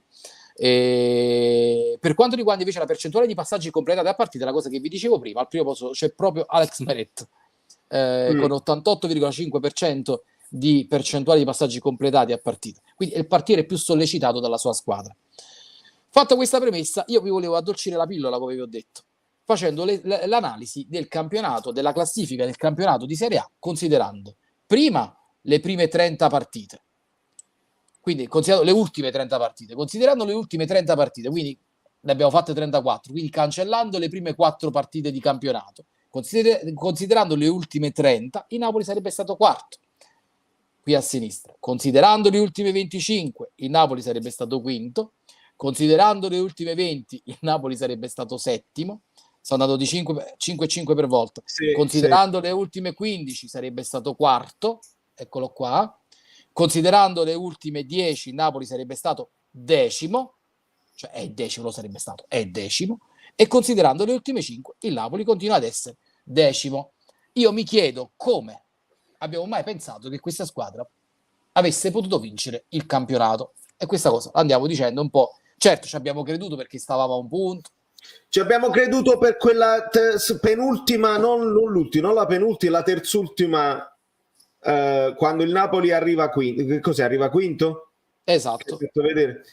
E lì, perché in quel momento stavano venendo meno anche le altre, avevo detto oh, zitta, può essere pure che, però fai bene l'andamento, e anche considerando le prime 4 dove ancora, cioè le seconde 4 dove ancora il Napoli comunque era in grande forma, perché seconde 4 le dicevo tutte e 4, quindi non è che abbiamo escluso, come si fa anche in altre trasmissioni, abbiamo escluso tutte le vittorie, no, le abbiamo considerate 4 di quelle 8 iniziali.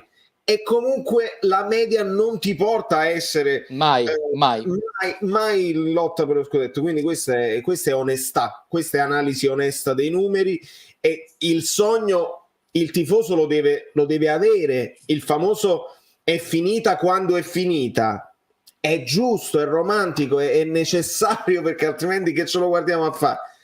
Però l'addetto ai lavori no, l'addetto ai lavori, che non siamo né me né io né te, ma quelli che sono pagati per questo e sono pagati anche per portarci dei numeri e per insegnarci a vedere il calcio, non ci possono prendere in giro e dire è fatta, è così, è quest'anno che abbiamo la rosa migliore. Non è vero, perché non tenevi i terzini destri, non ce n'è uno solo e non deve morire mai. Non tenevi un terzino sinistro e Mani lui stava overperformando e Rachmani non ha più sostituti e non ci sta. E quindi questo è per l'onestà poi del racconto del calcio. Poi ho portato queste statistiche per farvi capire perché bisogna stare attenti quando si dice secondo me per fare cassa vendiamo Ruiz, vendiamo Osimhen, vendiamo questo e quell'altro. Queste sono le valutazioni di Media SofaScore, perdonatemi, e vedete che da inizio stagione ovviamente Lorenzo Insigne è il migliore e lo perdiamo 7.29, lo perdiamo per ovvi motivi. Poi abbiamo Kalidou Koulibaly, dopodiché abbiamo il nostro Fabian Ruiz che è il più votato, che secondo me deve andare perché è lento, è cammellone, eccetera eccetera. Poi c'è Victor Osimhen che si va bene, è forte, è potenziato, però si muove scordinato, a causa di Osimhen il Napoli gioca male. È un problema del Napoli se gioca male con Osimhen, perché non è che Osimhen è voluto venire a Napoli. Il Napoli sta cercando di far giocare Osimhen come vorrebbe, ma bah. Poi mi fa piacere che c'è nella top 6 c'è Mario Rui, però per dirvi Fabian Ruiz e Victor Osimhen noi li vogliamo venduti, ma insomma rappresentano il top della nostra squadra. Stanno avanti di Lorenzo. La dice, capito? E noi li vogliamo fuori, ma vi dico di più, i gol li fa Victor Osimhen e non lo vogliamo. Lorenzo Insigne e praticamente se ne va, e Dries Mertens che praticamente non so se sappiamo se rinova. Fabian Ruiz no, può andare perché è cammellone. Piotr Zilinski che la stagione peggiore, meglio a Barak eppure se ne va. Lozano ama il Messico eppure se ne va. Voglio segna Rachmani 3 gol, Elmas 3 gol, 6 gol in tutta la stagione, e Petagnone che quando entra ne fa 3. Quindi attenzione, quando dicevamo scientificamente bisogna andare a sostituire questi ragazzi, è qui che ora mi metto subito alle calcagna di Valerio, perché De Laurentiis ha citato il nuovo acquisto, sembrerebbe ufficiale, e dico a questo punto, hai fatto questo acquisto, sarebbe il nostro nuovo Insigne, quindi mi aspetto che questo 10 qui in classifica, che è successo qua? No, mettimi in grande dopo, ma finisci prima del tuo discorso. Ti metto subito in grande, aspetta, mi metto subitissimo in grande, perché io non so se tu ti metto subito in grande. Se nello sfondo ci sta anche un amico che qualcuno può riconoscere la grafica, ecco qua. Questo ci arriva direttamente dal nostro Guido Gentile come confronto rendimento delle prime 34 giornate, come stava facendo Antonio che ci portava poi alla media. Possiamo snocciolare proprio i numeri così come sono stati sviluppati l'anno scorso e quest'anno. Come punti siamo completamente in parità, 1.97 a partita. Come tiri, l'anno scorso 551, 16,20 a partita. Quest'anno si abbassa leggermente, 523, 15,38 a partita. Tiri nello specchio, questo numero già è clamoroso, Anto, lo vedi? 251 sì.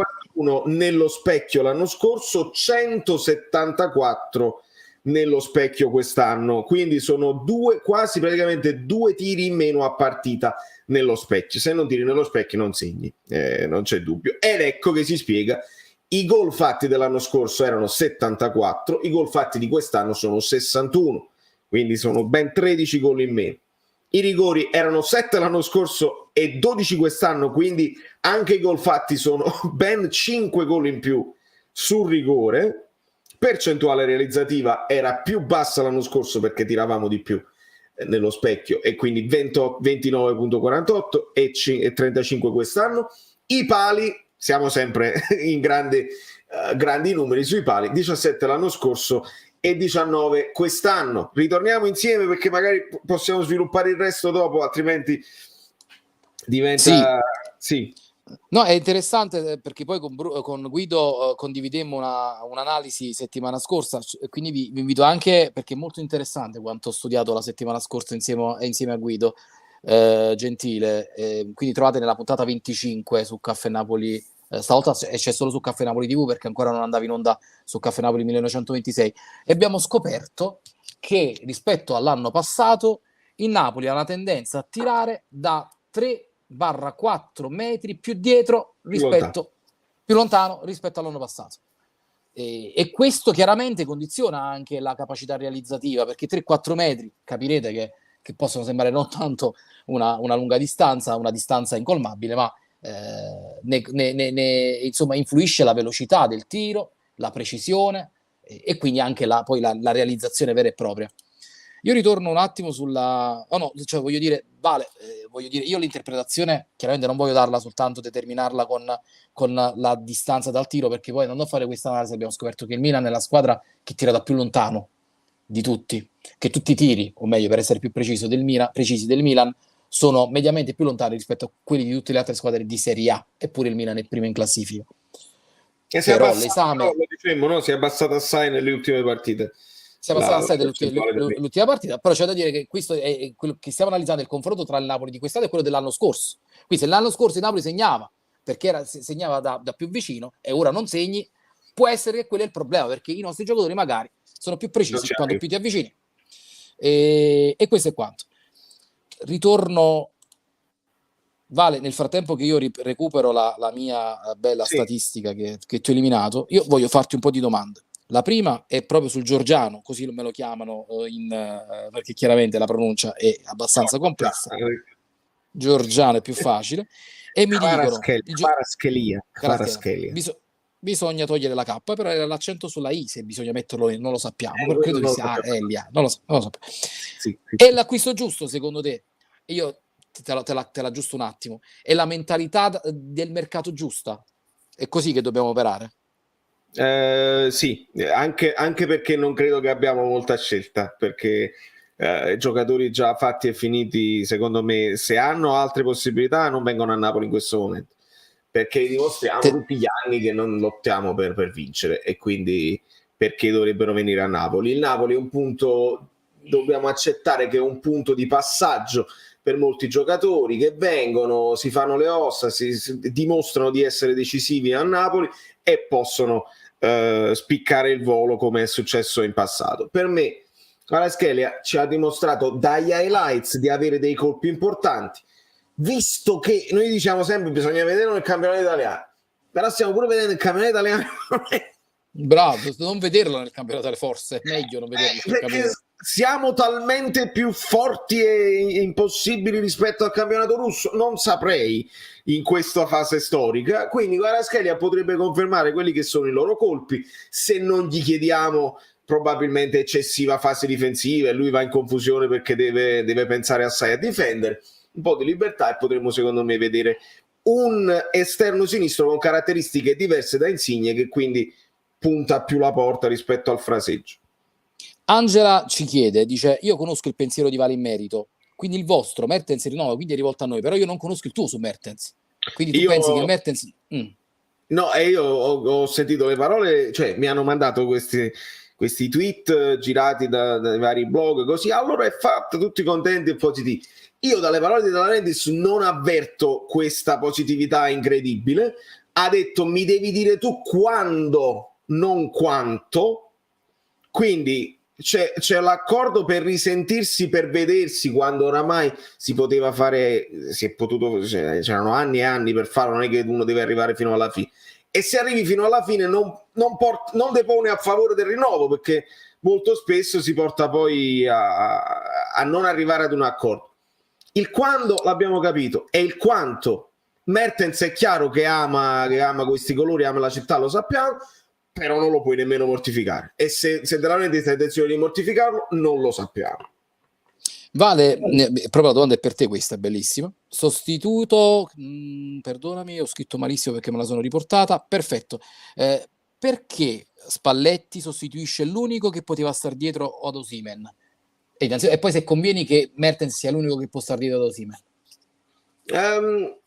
Per me anche Zielinski ci può stare dietro, l'abbiamo visto, uno Zielinski che deve stare in forma, ci può stare Lozano, ci può stare un as dietro Simon ci può stare Elmas sicuramente, è il dettame che deve partire dall'allenatore, lo voglio sottopunta, non lo voglio ibrido mezzala, non lo voglio a coprire il centrocampo, lo voglio in accompagnamento. È questo che è cambiato nelle ultime partite. È chiaro che per me Mertens lo fa meglio degli altri, ma anche Elmas dietro Osimhen poteva tranquillamente funzionare.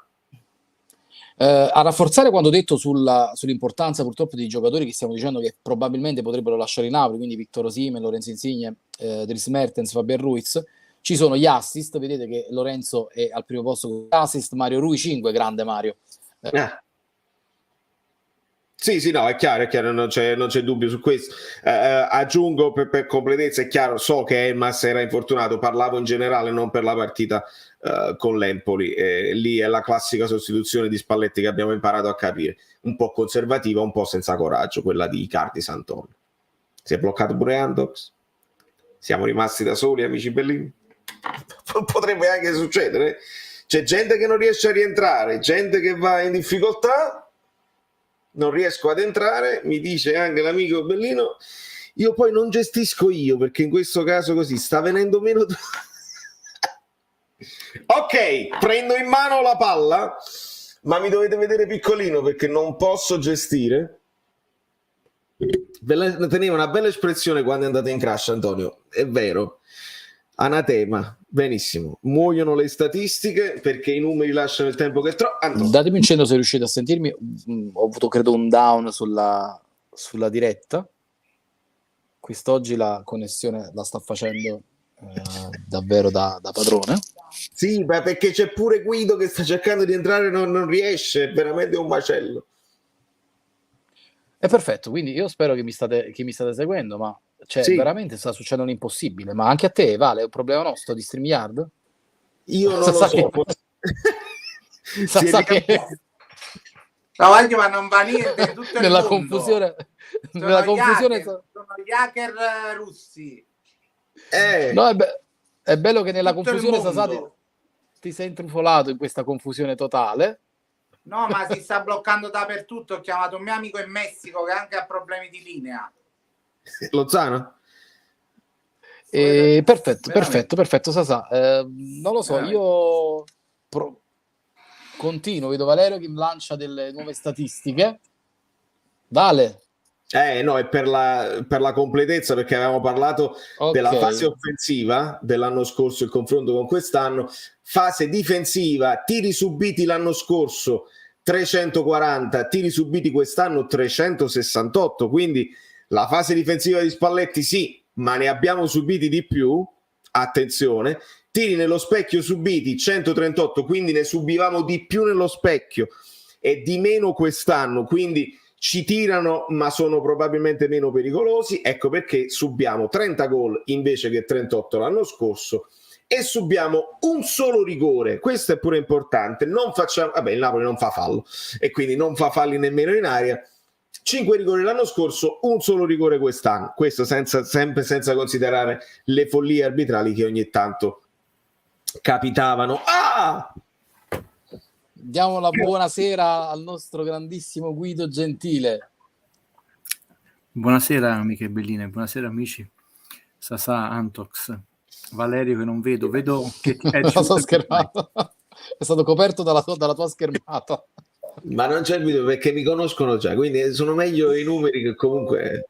Volevo dirvi, vi ho seguito, il vostro iniziale ragionamento sul presidente è corretto, tra l'altro si potrebbero fare tanti nomi interessanti, ma è assolutamente sbagliato perché, e non è quella come la frase, sono perfettamente d'accordo a metà con il perché si parte da un presupposto che è corretto, onesto, ma è sbagliato perché non conoscete il presidente. De Laurentiis è presidente da Napoli da 18 anni, Moratti è stato presidente dell'Inter, compresa la parentesi i Facchetti, 18 anni, e si è visto una grande Inter umiliata per Calciopoli e il triplete. Cioè 18 anni non sono pochi, nel senso che vi pare possibile che nel mondo non ci fosse uno o due figure di qualunque tipo, che a parte non avrebbero piacere dal livello professionale, prima ancora che umano, di lavorare in un organico, comunque in una squadra di Serie A, non è la Bundesliga, non è quello, però insomma, considerate quanta selezione ci sia, no? Sono 20 gli allenatori della Serie A, su tantissimi, dagli oratori alle serie inferiori. Quindi non si è fatto semplicemente perché non c'è la volontà. Chiaramente noi continuiamo a dire si potrebbe. Le dichiarazioni di oggi del Presidente mi sembrano molto gravi, perché continuiamo a parlare sempre al passato. Ho preso questa squadra, non competiamo nelle classifiche, gli e siamo al 18° anno. Cioè, voi avete mai sentito il presidente di una qualunque squadra, non citiamo solo la Juve, parlare sempre al passato? A questo punto di qualunque squadra. No, non solo, non l'abbiamo sentito, perché nel frattempo tutte le squadre, tranne la Juve e il Napoli, hanno cambiato 3, 4, adesso Milan 5 volte proprietario. Sono perfettamente proiettate, come giusto che sia, come qualunque azienda, al futuro. Quindi questa è la prima considerazione. Quindi è giusto iniziare in questo senso col parlare del presidente. Sì. Il vostro ragionamento è giusto, chi vi può dire è onesto, è corretto, è garbato, tutti i meriti di questo mondo, però è come un teorema che si basa su un presupposto sbagliato matematico e quindi poi tutto il risultato viene storto. La seconda considerazione, che io trovo molto corretta con quello che hai detto tu all'inizio, non farete grande strada rispetto a chi rompe i piatti, ma farete una buona strada, che è diverso. E ovviamente, come tutte le cose nella vita, più le conosci, più le ami, più le ami, le vuoi conoscere, più è un circolo meraviglioso che ti apre a grandi soddisfazioni. D'altronde è vero che quando uno fa le cose con amore e le ama sempre di più, le conosce sempre di più, non avverti la fatica anche del lavoro, no? Quindi questo percorso che avete intrapreso è meraviglioso, ma è chiaramente molto mortificante, insomma, vedere uno che bestemmia o dice che deve andare in bagno, che fa 172.000 visualizzazioni, però questo è un discorso diverso, no? Il punto è che è vero quello che hai detto, cioè questa partita, non soffermiamoci, poi invece l'avete fatto tanto sui numeri, ecco, diciamolo, Valerio mi chiedeva, io poi gli ho mandato il messaggio, e se non ricordo male era dal 22 marzo 1942, quando il Napoli perse l'inizio del Grande Torino, che Napoli non perdeva da 2-0 da un vantaggio. Quel Napoli retrocesse, però fu la prima grande retrocessione del Napoli. La sconfitta che, a prescindere dal campionato che il Napoli ha maturato a Empoli, è una sconfitta storica in negativo. E una delle pagine, a prescindere da quella che può essere il risultato, una retrocessione, una coppa fallita, è una delle pagine più nere del calcio Napoli. Questo va detto, non con violenza, non come la gente che ha bestemmiato, ci sono tanti youtuber famosi, questo è sbagliato, questa deriva che sta procedendo, però rimarrà. Cioè, quando l'allenatore dell'Empoli dice io lo racconterò ai nipoti, è vero, nel senso, noi dobbiamo essere consapevoli che questa pagina storica per noi sarà una pagina che verrà raccontata in positivo dall'altra squadra ai nipoti e rimarrà come un'onta per sempre. Il presidente ha fatto bene a chiedere scusa, ma doveva intervenire prima a Napoli-Fiorentina. Altra considerazione, un presidente che guarda, ha detto bene Valerio, oggi avete detto tutte cose giuste, da lì fuori ragazzi che si impegnano, a parte che non voglio fare lo snob il professore, che potrei citare il principio di indeterminazione di Heisenberg, no? Noi già la nostra presenza influisce sul comportamento degli altri, però poi la facciamo troppo sofisticata. È chiaro, ha detto bene Valerio, che io metto lì e i giocatori che fanno gli svogliati, quello che è importante è il campo. Poi dobbiamo dire che ciascuno di noi, quando viene obbligato a fare qualcosa, lo fa controvoglia. Le cene se le fanno per fatti loro, con chi vogliono loro, sia compagni o non compagni. Mi sembra un po' una buffonata e non da una società che vuole ambire alle grandi posizioni del campionato, ma questa è una considerazione del tutto personale. Scusate questa introduzione, ma perché io ho seguito tutto quello che avete detto, volevo fare un recap. Valerio ha fatto bene, oppure io, ma sono molto meno eleganti dei vostri. Intanto volevo mandare questo confronto, perché 34 giornate sono importanti. Sono ormai. E per esempio, per quanto sono numeri proprio basilari, cioè quelli finali, a me interessa il lavoro che faccio io spesso sono sugli stimatori che mi portano poi a beccare quanti punti uno farà. Per esempio la squadra di Spalletti fa più passaggi di quella di Gattuso e noi ci siamo sentiti dire che troppi passaggi, la costruzione della basso, cioè era percepibile anche dal campo che corre molto di meno, e sono tanti 6 chilometri a partita in meno e più lentamente, ma la cosa impressionante è quanti tiri in meno nello specchio stiamo facendo, che dall'inizio del campionato me ne sono accorto e puntavo, e quanto, cioè tutto sommato è andato benino l'attacco, per quanto è crollato 61 contro 74 gol, cioè ammettiamo pure che noi facciamo 2 gol a partita nelle prossime 4, fantascienza, che sono 8 gol, non arriviamo a 70 gol quest'anno, non bene. Adesso vi mando, e poi non parlo più, vi lascio di nuovo a voi, quello che per me, e mi ha fatto dire da Valerio che questa è una stagione fallimentare, è il file più importante nella sua totale semplicità.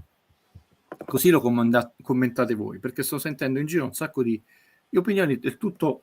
Dove sta la penna? Perché mi sono dovuto collegare su 2 computer, 3 computer, ma le solite cose, colleghi molto più bravi, sembra che siamo retrocessi, in fondo siamo terzi, ampiamente terzi, eccetera. Di nuovo non si guardano in prospettiva le situazioni, e invece vanno viste non solo in prospettiva futura, perché poi l'inizio della fine è quando capisci che è l'inizio della fine, ma non si può dire che questa è una stagione positiva, comunque vada a finire. Per dove stai? Per questo un attimo, ragazzi, faccio tutto come...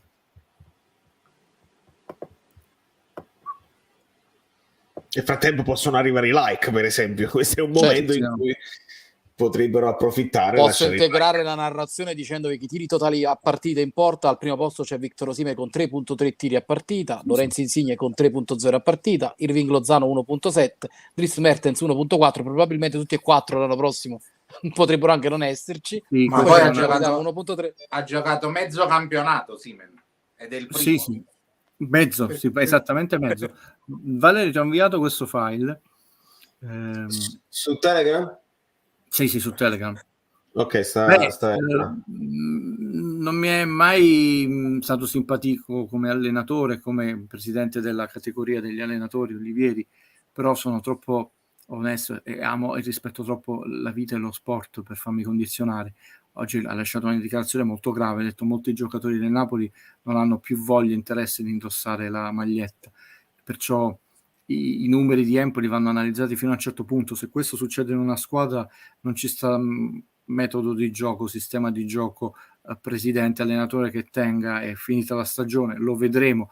Io non penso che Napoli faccia 10 punti nelle prossime partite tra Sassuolo, cioè, De Laurentiis è un uomo molto intelligente, colto e scafato, imprenditore, è andato adesso perché il Napoli i punti li può fare col Sassuolo, ragazzi, cioè il Napoli non può arrivare, se va in Champions è perché le altre squadre stanno facendo veramente schifo, ma non può arrivare all'ultima partita con la paura che devi per forza vincere con lo Spezia.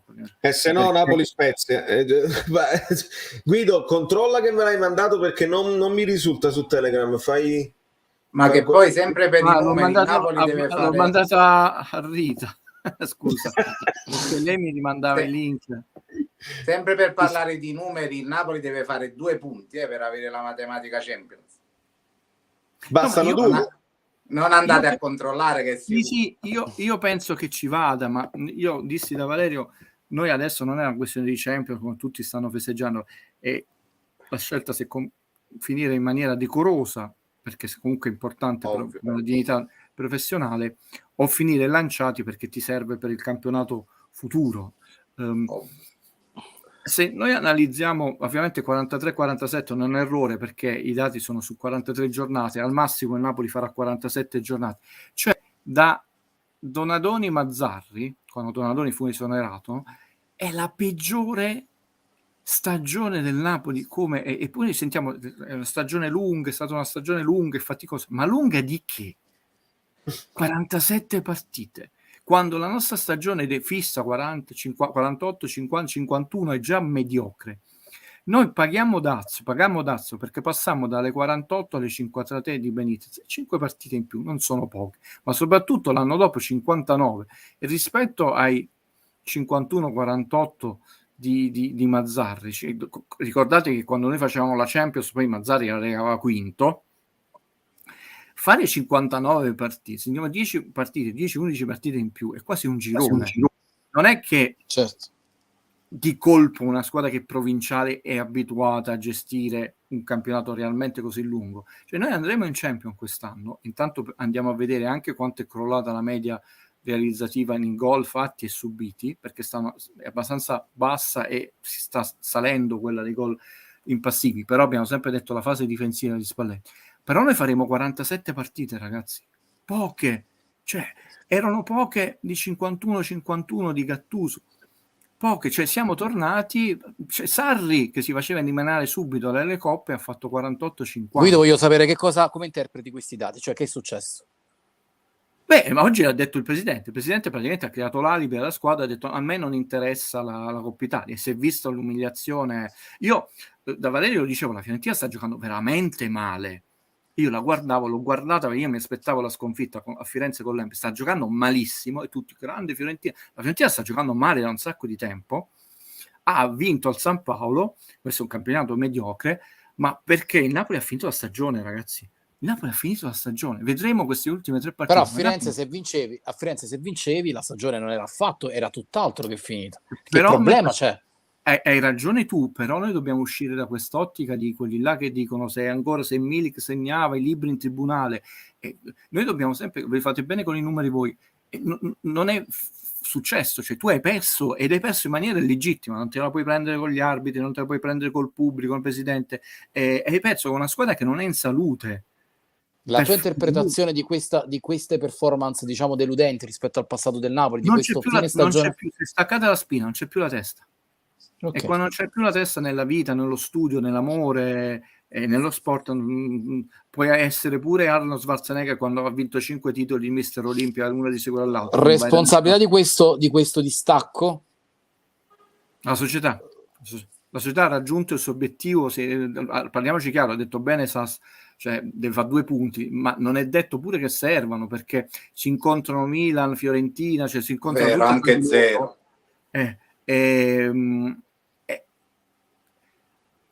Ragazzi, qua noi abbiamo dei giocatori che per 2 anni hanno detto ti accompagno in aeroporto, e una società ti dice puoi non giocare la Coppa, non ti diremo nulla perché non ci interessa, e poi tu hai in conferenza stampa dopo questa uscita vi sentite più pronti, darvi lo slancio per vincere il campionato. È sempre questa cosa che noi guardiamo il calcio da quell'1 grado di percentuale, che è quello che ci fa più comodo, quello che ci piace di più, quello che ci conforta di più.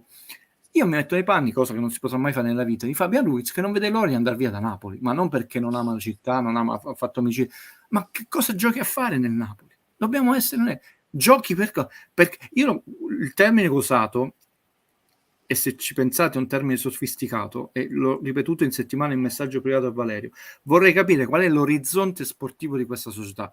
Chiaramente i vari Auriemma e soci mi direbbero il 4º posto, no, non ci siamo capiti. L'orizzonte noi sappiamo è illusorio, perché più vai avanti con la barca e più si sposta l'orizzonte. Non a caso uso queste parole. Io voglio sapere l'orizzonte sportivo, perché tu vai in Champions perché fai delle operazioni sportive, economiche, aziendali per andare in Champions. Quest'anno ci sei andato per demeriti degli altri, per crolli degli altri, perché a questo punto è un miracolo se il Napoli fa i 77 punti di Gattuso. Perché? Perché non volevo andare a me. L'Atalanta a meno 14 dell'anno scorso, un tracollo. Cioè, l'Inter a meno 10 dell'anno scorso, un tracollo. La Juve che è andata male l'anno scorso a meno 3. La Lazio del maestro Sarri che era dato quello pericoloso a meno 9. La sorella. Ma io penso però che qua è una catastrofe di tutto il calcio italiano, però, sentendo le tue parole. Attenzione, questo sì, attenzione, però ho detto tu ci stai andando quest'anno perché hai 0 come saldo, perché 2 squadre sono cresciute, Roma più 3 ma è la partita da dietro, e il Milan più 5 che già ti era davanti, ma chi ti era davanti o chi ti era dietro, tutte sono crollate, tutte. Però stiamo dicendo una cosa importantissima, insomma, nel senso che non stiamo ora additando De Laurentiis affinché poi possa fare un mercato adeguato al Napoli. Stiamo dicendo che ormai le stagioni del Napoli sono fine a se stesse. Nel senso, andiamo in Champions, ma non abbiamo un progetto. E questo praticamente è una delle cose più gravi nel mondo dello sport. avere un obiettivo che poi alla fine non è diciamo, il punto di partenza per un altro obiettivo, è soltanto fine a se stesso. Esatto, perché il punto è non è esonerare l'ennesimo allenatore e vai avanti così all'infinito. D'altronde Napoli ha avuto anche degli allenatori di discreta classe, cioè, sarà stato fortunato, sarà sopravvalutato, sarà quello che vuoi, però 3-4 coppe europee Benitez ce l'ha a casa sua, no? Le copie delle coppe. Sarà fortunato, un privilegiato, quello che volete, ha allenato solo grandi squadre, però Ancelotti decine di coppe tra giocatori e allenatori ce l'ha a casa sua, no? Le copie. Chi ti doveva dire che il Napoli avrebbe avuto come allenatori Benitez e Ancelotti? Non voi che siete ragazzi onesti e intelligenti, ma i tifosi se lo dimenticano ogni giorno, non ogni settimana, ogni giorno, come sono stati a dire. Allora uno può dire Benitez non ci sta capendo niente, non mi piace come mette la squadra, ci sta, è una valutazione personale che tu puoi accettare. No, noi li trattavamo come gli ultimi dei cretini ed è stato molto pericoloso, e chiudo, avere 1 anno e mezzo di insulti a Gattuso anche a livello personale. Ha detto attenzione, se io me la ridevo piangendo sotto i baffi, perché se tu insisti tutto l'anno che Gattuso veramente non solo è l'allenatore più scarso della storia, no, del Napoli, che non è giusto che stia su una panchina, questo stava detto, ha detto attenzione che qualunque persona metti, anche un Pirla o uno molto bravo, se fa poco uguale a quello di Gattuso, hai creato un cortocircuito incredibile, perché poi devi avere l'onestà intellettuale, cosa che non c'è in giro, per dire mi sono sbagliato. Perché io per esempio non sto sentendo in giro nessuno, soprattutto di quelli che l'hanno detto, forse ho sbagliato, forse questa rosa io l'ho sopravvalutata. Cioè sempre accusiamo Hamsik, accusiamo Gattuso, accusiamo adesso Spalletti con i cambi, accusiamo l'uomo solo, accusiamo la persona più debole, l'uomo che sta a controllo dello scambio dei treni, non chi li ha progettati, non chi li ha comprati, non chi li guida, ma il povero Cristo. Cioè, questo facciamo a Napoli e non mi sta bene, perché è una società di calcio. No, io condivido in pieno la tua analisi, motivo per cui io questa sera ci tenevo a partire con il problema societario, perché ho vissuto la sconfitta di Empoli come credo l'hai vissuta tu, non come ecco la sconfitta che ti fa male perché hai perso, ma come un qualche cosa che verrà ricordato nella storia, che ha segnato praticamente un momento in cui ci siamo resi conto che il Napoli aveva l'obiettivo davvero soltanto della Champions e che i giocatori non hanno degli obiettivi personali nel gruppo. Non sono interessati dal fare bella figura o non fare bella figura. Non vedo quella cattiveria, la fame, ecco, che abbiamo visto, che vediamo nel Milan. Ed ecco perché io dicevo, probabilmente non esiste a Napoli un team manager che possa trasferire quei valori di vittoria, quei valori che Maldini fa col Milan, che Nedved fa con la Juve. E io non vedevo chi fosse questo personaggio a Napoli, perché non è stato formato mai nel Napoli una persona con questo tipo di ideali, probabilmente perché Napoli non ne ha mai avuti. E quindi questa cosa a me preoccupa. A me preoccupa il futuro, onestamente, perché andare in Champions per mettere a posto i conti di De Laurentiis credo che a nessun tifoso insomma possa interessare, perché sappiamo tutti che l'anno prossimo la Champions la faremo. E come la faremo? Faremo il girone, perché questo è il brutto poi di questa lunga storia di De Laurentiis, che purtroppo in anticipo già sappiamo come andrà il futuro. Ci faremo i nostri gironi, poi ci diremo tutti in questa chat, però avevamo il Bayern Monaco, avevamo anche la terza era forte, giustamente, perché poi stai scendendo nel ranking europeo e ti becchi che anche la terza è forte. A pari punti con gli altri siamo usciti noi, siamo i soliti sfigati nei sorteggi e ci ripetiamo questa storia tutti quanti, ci tiriamo su l'un con l'altro. Ma io onestamente, dopo 18 anni, come dicevi di De Laurentiis, mi sento in un loop, in un gioco pazzesco, quasi in una follia perversa, ed è brutto che gli addetti ai lavori, non noi, a questo punto non facciano un processo regolare alla gestione di De Laurentiis, come si farebbe con un capo di Stato dopo 18 anni diciamo di governo, diciamo così. E non capisco perché non si riesce a fare qui a Napoli in una maniera seria, e non De Laurentiis Pappone che deve cacciare i soldi, per intenderci, perché non è quello il problema.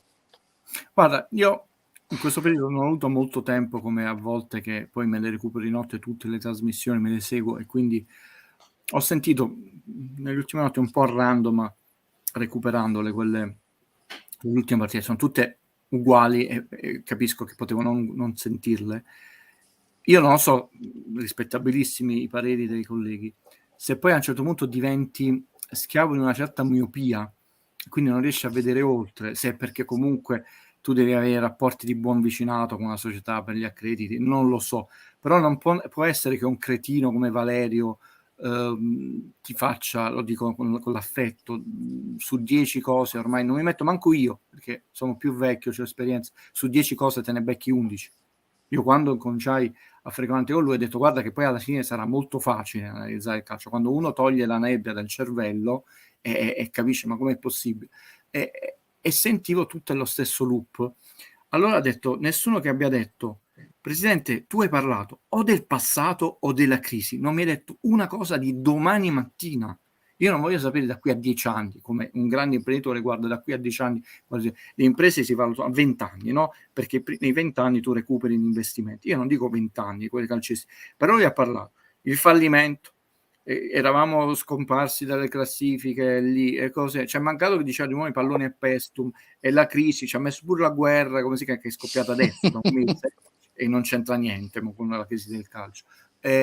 Tutto del passato, e mi ricordo, per non citare noi, una bellissima, tra l'altro di un anno fa, intervista a Fabio Tranquillo, che è uno dei più grandi esperti di sport, non solo di pallacanestro, come diceva non mi avete convinto voi nel calcio che trovate queste scuse, perché solo nel calcio in Italia ve le date. Ho detto non esiste in nessuno sport, in nessuna azienda che un manager si comporta così. Quest'anno sul New York Times è uscito un articolo dove ci faceva uno schifo molto prima che venissimo eliminati da Nord Macedonia. Ha detto il calcio italiano è gestito da idioti, ha detto il New York Times, da manager che non starebbero manco, che devo dire, la pupa e il secchione, non lo so, con la peggiore trasmissione del mondo. Ho detto ma dove andate? D'altronde vincono società che non solo hanno diritti televisivi sempre più grandi, perché non è la Superlega la risposta, cioè cercare di coprire con più soldi tutti i debiti che sto facendo, ma una migliore e più equa spartizione dei diritti TV e dei soldi. E intanto il Bologna sarà un errore del portiere con una partita inutile, fortemente rimandata da Marotta, il più grande dirigente sportivo e non è ironico italiano, ci dimostra che il calcio ha ancora un senso, come il Villarreal, che dovrebbe essere una grande lezione di sport, e invece noi non stiamo andando in questa cosa, perché l'Inter, come ha fatto la Juve, ti emette un maxi bond di 420 milioni, la Juve erano 380, ma se l'era pagato Ronaldo con le magliette dopo un giorno che era stato acquistato. E noi, ma non lo scrive Guido, non lo scrive Valerio, lo scrivono i 3 principali quotidiani sportivi, e uno dovrebbe avere anche una dignità a scrivere una cosa del genere. L'abbiamo già ripagato, e 2 anni dopo scopri che devi emettere, ma la gente sa che cos'è un'obbligazione? Almeno chi ha studiato economia se lo ricorda che cos'è un'obbligazione, che cosa ti implica. E qua, ripeto, nel calcio noi abbiamo abdicato al significato delle parole in italiano. Basta vedere i commenti alle partite, al significato delle parole in italiano, che veramente diventano un'altra cosa. Capisco il tifo, capisco la passione, ma questo significa veramente perdere il lume della ragione, anche quando la partita è finita. Intanto i risultati sono questi, che saranno errori, Real Madrid, Manchester City, ma è un altro universo ormai il calcio nelle altre nazioni. Guido, ci devono ascoltare prima o poi, perché ci ascolteranno, perché ora una soluzione io te la posso dare a questa crisi del gol del Napoli. Guarda, il Napoli è la squadra che, come ce lo dicemmo già la settimana scorsa, che tira più punizioni nello specchio della porta, però poi alla fine è l'unica che non segna. Lorenzo ne tira 12 facendo 0 gol. Mario Rui ne tira 5 facendo 0 gol, Dries Mertens ne tira 3 facendo 0 gol, Gulam 2 facendo 0 gol, eccetera, eccetera. Ecco, questa per esempio potrebbe essere una bella lezioncina che magari chi è sul mercato potrebbe usare per fare degli acquisti. Sei la squadra che recupera più calci di punizione, cerca degli specialisti. Ma questa è la narrazione che dicevo io delle parole. Lungi da me, perché lo adoro umanamente, io avrei voluto per lui anche una carriera diversa. quindi non è un attacco personale, però nell'immaginario di come viene descritto dal 90% dei colleghi, e perché non voglio citare quello là, Sacchi ha detto che il miglior talento italiano, io ce l'ho nello stato di famiglia, ma Insigne non si discute, e l'altro io lo metterei anche con una gamba sola, e le punizioni di Insigne non quest'anno 0/12, ha segnato 2 punizioni, Borussia e Roma, in una carriera di 11 stagioni nel Napoli. Non è uno specialista di punizioni. Come fai a dire, perché sennò portano pure i numeri, che il Milan rischia la Lazio perché è un campo difficile, perché lì spesso e volentieri. Allora io invitavo il collega, vammi a vedere, che non te le ricordi, gli ultimi 10 anni, quante volte il Milan ha vinto all'Olimpico sponda Lazio. Cioè mi stai dando una dichiarazione basata su un falso storico. Questa è narrazione che è diventata un termine orrendo che usano tutti adesso, narrazione, però è questo quello che sta diventando nel calcio, cioè noi spacciamo delle verità di quello che succederà, tra l'altro basate su dati che sono falsi, perché se fosse vero, dice, negli ultimi 10 anni il Milan ha perso 7 volte all'Olimpico, dice, è un campo difficile, la traduzione. No, spesso e volentieri, pure con Lazio più forte, ha detto, ma dove nasce questa tua convinzione? Di nuovo non riesco a capire se sei diventato miope o perché comunque che fai? Io non posso scontentare la società, i tifosi, cioè. Allora come fai a dire che noi però le punizioni in una squadra, tant'è vero che Spalletti all'inizio si era inventato, visto che ha capito che non le becchiamo mai la porta, cioè fai gol, proviamo con l'azione manovrata e abbiamo fatto anche delle cose molto carine, però nel calcio moderno, ma anche quello passato, perché dalla foglia morta di Corso alle punizioni di Bertoni, di Platini che era bravissimo, eccetera, eccetera, per non citare i nostri, è impensabile che una squadra non abbia uno, non dico uno specialista, uno un po' garbato, che in un campionato, in un campionato 38 giornate, 2 punizioni te le becca. 2. Però Guido, a questo punto il compito non sarebbe così complicato, visto che insomma, ormai gli esperti di mercato si basano sulle statistiche e sui numeri, un po' come facciamo noi. Basterebbe ora analizzare sul panorama europeo, ma anche internazionale, quindi extracomunitario, dei profili che rispecchino le carenze del Napoli, che possono essere adattati, ecco, a sostituire Insigne, a sostituire eventualmente chi partirà. Io dico sempre andiamo sul campionato olandese, Sasà mi può confermare, olandese e belga, ci sono dei profili interessantissimi, senza spendere così tanto. Ecco perché questo tipo di lavoro, che poi non è costoso. Alla fine noi non stiamo chiedendo Cristiano Ronaldo, Ibra, perché questo tipo di lavoro De Laurentiis non lo vuole fare? Questa cosa Io penso che lo farà. Io penso che lo farà da Ti quest'anno. posso rispondere e poi lascio con facilità, perché lo affrontai con numeri alla mano, facendo vedere delle statistiche a Valerio, perché a Napoli, e non lo si vuole dire, tutti bravi perché comunque è una bella società, non ha funzionato l'alchimia mai allenatore, direttore sportivo, presidente, perché in questo triumvirato in realtà ha preso sempre più potere, anche se non viene mai nominato, Chiavelli. Noi abbiamo avuto solo una primavera araba dove a un certo punto Bigon, che era in rotta con Benitez, capì che invece avrebbero potuto trarre vantaggio l'uno dall'altro, e per 6, 7, 8 mesi noi abbiamo incominciato a costruire le basi. Questa è stata la ragione. La sinergia tra queste 3 figure, che poi in realtà sono 2 meno una, cioè 2 più un'altra, ma non ha funzionato. E noi ripartiamo costantemente, perché da una rivoluzione incompiuta, compiuta a metà, alto 80% con Benitez, a una rivoluzione mancata dall'inizio con Ancelotti, adesso stiamo andando a vista, come hai detto bene tu. Lascio lo spazio a voi. Però hai colto il punto, ma la risposta è questa, perché queste 3 figure non sono sintonizzate sulla stessa linea d'onda. Sasà e Valerio, io sento sempre, ormai è il luogo comune, abbiamo forse sforato, dobbiamo forse staccare anche, sento sempre ora dire che questo campionato è mediocre, però insomma io dico che è mediocre se confrontato agli altri campionati europei. Quando tu sei in una situazione mediocre, non è detto che sei mediocre, cioè nell'ambito della mediocrità può essere il più forte. Se siamo mediocri in un campionato mediocre, la cosa diventa molto preoccupante. Allora, mettiamoci d'accordo. Il nostro campionato è mediocre e noi siamo mediocri nel nostro campionato mediocre, o è soltanto un alibi? E praticamente qui i giochi di forze si stanno rispettando. Inter, Milan, Juve, era tutto pronosticato e noi siamo lì per caso, siamo lì meritatamente, potevamo diciamo finire prima, guadagnare più punti rispetto agli anni passati con Spalletti. Insomma, io sono abbastanza confuso perché ormai dobbiamo tirare le linee di questo campionato. I dati sono quasi tratti e non vorrei che tutto finisse. Abbiamo raggiunto l'obiettivo. Il campionato era mediocre e per questo il Napoli non ha superato i punti di Gattuso dell'anno scorso.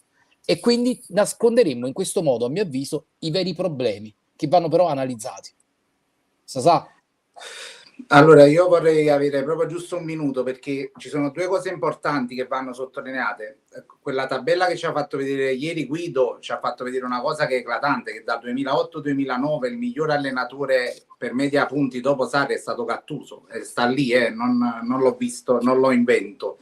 Questa cosa è anche un errore rispetto al cambiamento di Gattuso per qualche cosa, penso al di fuori del campo, perché se uno analizza i numeri Gattuso non lo puoi mandare via.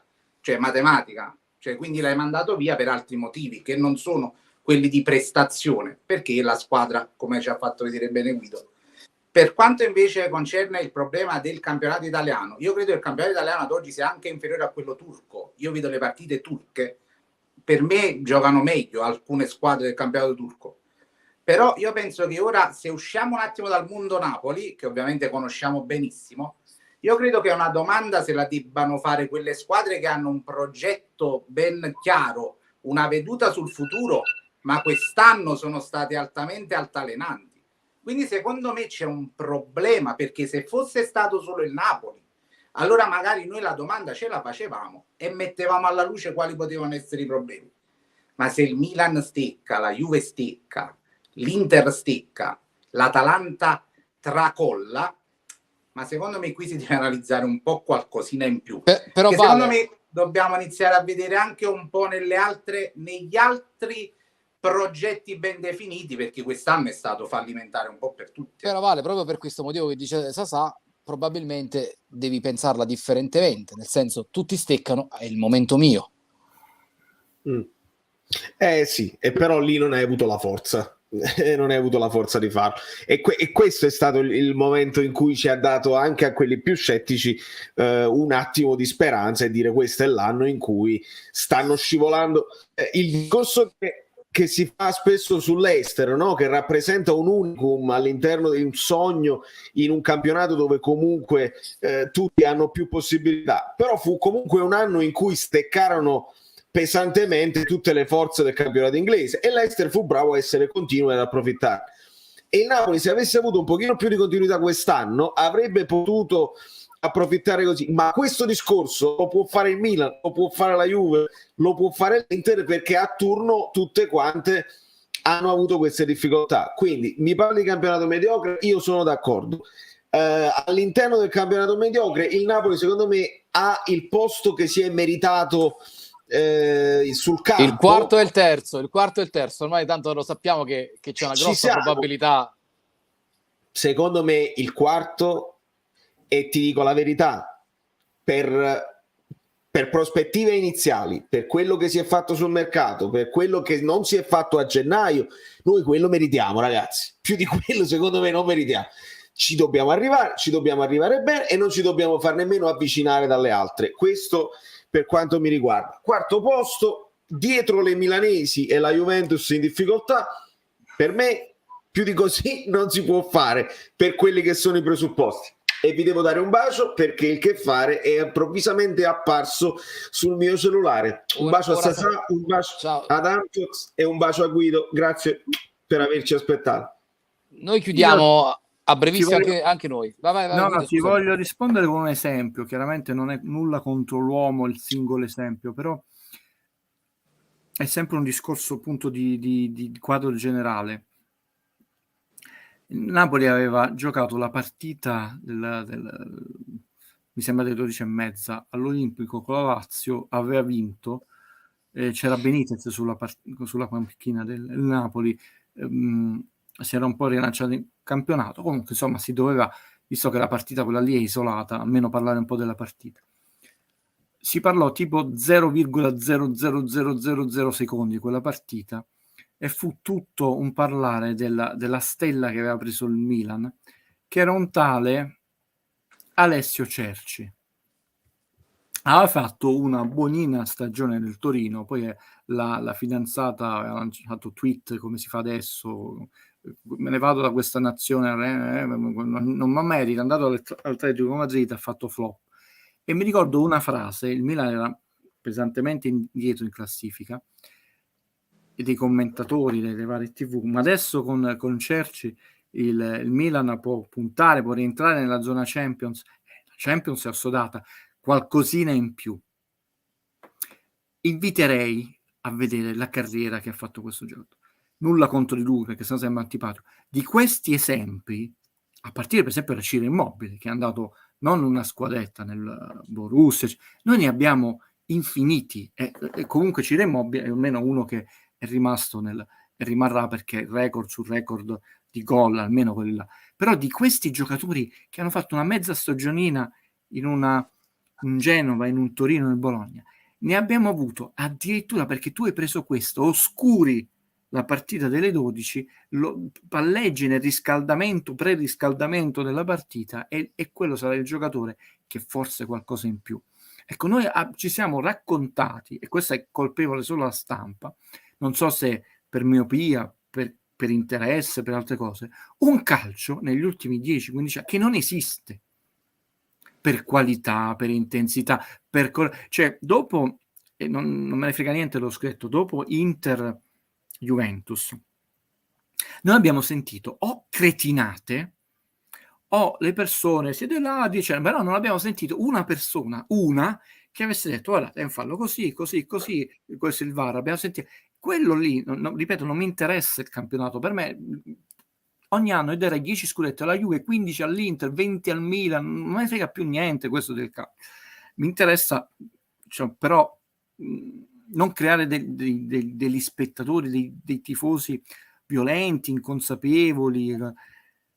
Allora quando poi 2 anni e mezzo dopo, 3 anni dopo, lui fa quell'intervista e in realtà smentisce il 99% dei commentatori, degli ex arbitri, noi che cosa dovremmo dire? Cioè dovremmo tornare indietro nel tempo e dire vergognati, queste cose. Io non amo quello vergogna, chiedete scusa, come si chiama, però questo è l'arbitro, è la narrazione, unisci tutti questi puntini, dicevo in preparato a Valerio, alla fine tu sei vittima di te stesso. Cioè Fellaino non era uno stinco di santo, però non era volgare.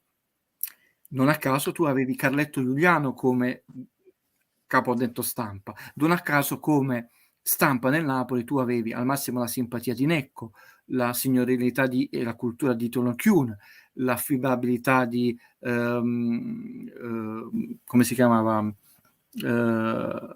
quell'altro con i baffi bianchi, adesso mi sfugge, Marollo, Ciccio? No, però ho detto anche la stampa, se voi vedete Biazzo mi sembra. Salvatore Biazzo. Salvatore Biazzo. Fate conto, tutti gentiluomini, tutti garbatissimi. Vi ricordate non una parolaccia, uno sclero di queste persone? Mai. Perché? Perché tutto l'universo calcistico, io cito del Napoli perché ho più memoria, ma ovviamente un tifoso del Milan o dell'Inter potrebbe fare, cioè diventa un personaggio simpatico, Tonino carino da Ascoli, ma certo, simpatico perché è popolare, perché è vicino ai tifosi, non volgare. Noi abbiamo visto, ma vi lo ricordate, la Juventus e il Real Madrid, colleghi che fanno il gesto dei 50 euro? E dov'è l'ordine dei giornalisti lì? A dire, amico bello, tu hai una responsabilità culturale, prima ancora che informale, culturale, ma non culturale Dante, cioè proprio di dare un segno etico del tuo lavoro. E parliamo nella tribuna stampa, e potrei farvi esempi infiniti. Allora è tutto l'universo calcio che negli ultimi 10 anni ha raccontato a se stesso e a tifosi cretini, perché io mi indigno, e lo dico anche dei tifosi del Napoli, ho visto quei ragazzi, non mi voglio citare, 150-70 mila, ma solo parolacce hanno detto dopo Empoli, ma che contributo hanno dato? Poi ovviamente i tifosi dell'Inter, ho goduto, bellissimo questo universo, lo sfottò di Guido c'è sempre stato, era sfottò, ma questo non è sfottò, questo è imbrutimento. Fate se non foste per vivi come bruti, ma per seguir virtù e conoscenza, ragazzi. E cacchio, che fine ha fatto Ulisse e Dante, le colonne delle... Però ripeto, se ci ragioniamo, non è che erano stinchi di santi, perché Viola e Agnelli si punzecchiavano, ma si per citare due mostri sacri, perché Viola era simpaticissimo, presidente della Roma, certo. ma Peppino Prisco, allarghiamo l'universo, battutine in punta di fiorietto. Oggi è collassato tutto ed ecco perché l'Italia non va ai mondiali per 2 mondiali, non la sfortuna, non le congiure, come si chiama. Noi siamo vittime di un racconto come un fumetto, no? E non pensi che tutto questo sia anche legato al fatto che si stanno dando troppe responsabilità anche ad ex calciatori? Non me ne vogliano, però la Sì, cultura è importantissima, la formazione anche in queste attività che comunque necessitano di una professionalità, di un'esperienza lavorativa che non è detto che sia connessa col pallone. Esattamente bene, non è condizione totalmente sufficiente il fatto che tu possa essere stato un grande calciatore, che tu puoi essere un grande analista o divulgatore, oppure puoi essere abbastanza preciso, però comunque fazioso. Questo è vero, noi abbiamo adesso 35.000 ex giocatori, una pletora proprio di giocatori, però molto spesso, cioè tu stai dicendo quello che ho già visto. Billy Wilde diceva, per farvi dire quello che era un errore, ha detto Fritz Lang gli diede 2 regole. La prima regola: prenditi gli operatori migliori nel cinema, perché tu puoi essere un grande regista. La seconda regola: ricordati che la voce fuori campo è sempre una sconfitta, ma se la usi non può essere esplicativa di quello che lo spettatore già sta vedendo, deve comunque aggiungere qualcosa, oppure portare via narrazione, no? Traviare lo spettatore a portare a pensare a qualche altra cosa. Ecco, io quando vedo questi commenti penso sempre a Fritz Lang, che insegna questo a Billy White. Tu non mi puoi dire ha tirato fuori dallo specchio, l'ho visto pure io che ha tirato fuori dallo specchio. Dimmi perché? Perché ha preso uno spicchio della palla. Io quando giocavo a pallone, la prima cosa che ti insegnarono, prima ancora, ti insegnavano il pallone, gli spicchi del pallone, se lo prendevi qui in un certo panino prendeva un certo tipo di effetto, come nel biliardo tra l'altro, perché geometria. Io questo non l'ho mai sentito nelle analisi del calcio. Allora tu mi dici delle cose che lo spettatore ha già visto, ha spesso anche non corrette. Dice era fallo, poi vedi la cosa invece non era fallo, non ti accorgi che era fallo laterale. Allora tu dovresti dare un valore aggiunto, o un valore aggiunto come erano benissimi Ubaldo Scanagatta e Gianni Clerici, uniti a Rino Tommasi, cioè la statistica, l'amore per lo sport e gli aneddoti non solo legati allo sport ma anche a quello che circondavano lo sport. Quindi o mi dai un surplus umano, narrativo, emozionale, o mi dai un surplus tecnico. No? Cioè o sei Federico Buffa o sei Pessina. Cioè Pessina è più tecnico, Federico Buffa insieme a Flavio Tranquillo era... Perché mi devi dare, visto che li stiamo pagando, un valore aggiunto. Non mi devi dare una duplicazione. La voce fuori campo che mi dice, è come se io facessi una panoramica e la voce fuori campo dice inquadra la scrivania, il telefono, cioè, lo sto vedendo che inquadra la scrivania. Certo. E sarebbe un errore. Non so se sono stato chiaro. No, è chiarissimo, chiarissimo. Io prima siccome abbiamo suonato alla grande, prima di salutare tutti, chiaramente Sasà, mi dispiace che ti sto trattenendo in una casa che non è tua, perché Sasà... Ok, volevo fare questa domanda perché poi per concludere e poi per dare appuntamento a domani sera con Sasà stavolta non su Instagram, bensì sul canale, su Streamia, qui sul canale YouTube e su Facebook, venerdì con l'amico Pietro da Miami, l'aperitivo con Pietro da Miami e poi con tutta la facciamo anche di gli auguri a Antonio che ieri si è operato, il fratello di Pietro, sta molto bene, poi vi faremo sapere perché ha avuto un'operazione agli occhi per ritornare a vedere, quindi gli siamo vicini. Perfetto, quindi auguri ad Antonio e voglio chiudere con questa domanda che per me è importantissima. Perché Guido, e te la faccio a te, non esiste un acquirente intenzionato a prelevare una squadra come il Napoli? Perché il Napoli, ne parlammo con un Valerio, cioè se da un punto di vista leggendario, in realtà è molto superiore a squadre come Inter, Milan e Juventus, perché cioè anche l'inno del Napoli, no? che poi gli juventini cantano umiliandoci quando perdiamo, no? Vero inno del Napoli, o vita mia, ha tutta una storia di perché nacque in quel famoso Lazio-Napoli, cioè, quindi tutto quello che è legato al mondo del Napoli, anche in maniera molto, È molto epico. molto etica, poetica, romantica, ha tutto il suo fascino. Però, detto tutto questo oggi non conta, contano determinati parametri che noi tra l'altro non abbiamo costruito e De Laurentiis non ha voluto costruire. Quando c'è stata la famosa convenzione, tra l'altro adesso di nuovo ci sono indebitamenti con lo stadio, quello è un passaggio fondamentale, perché in caso di vendita il Napoli non sarebbe potuto passare a un'altra società, addirittura senza avere nemmeno la convenzione, non ha e non avrà mai lo stadio di proprietà. Detto, alla fine, se voi ci fate caso, sono stati comprate, non voglio dire tutte le società, ma una trentina di società Serie A e Serie B, anche piccole, cioè anche il Cagliari, anche Parma. Parma. Detto, com'è possibile che una squadra che comunque di una città di 1 milione di abitanti,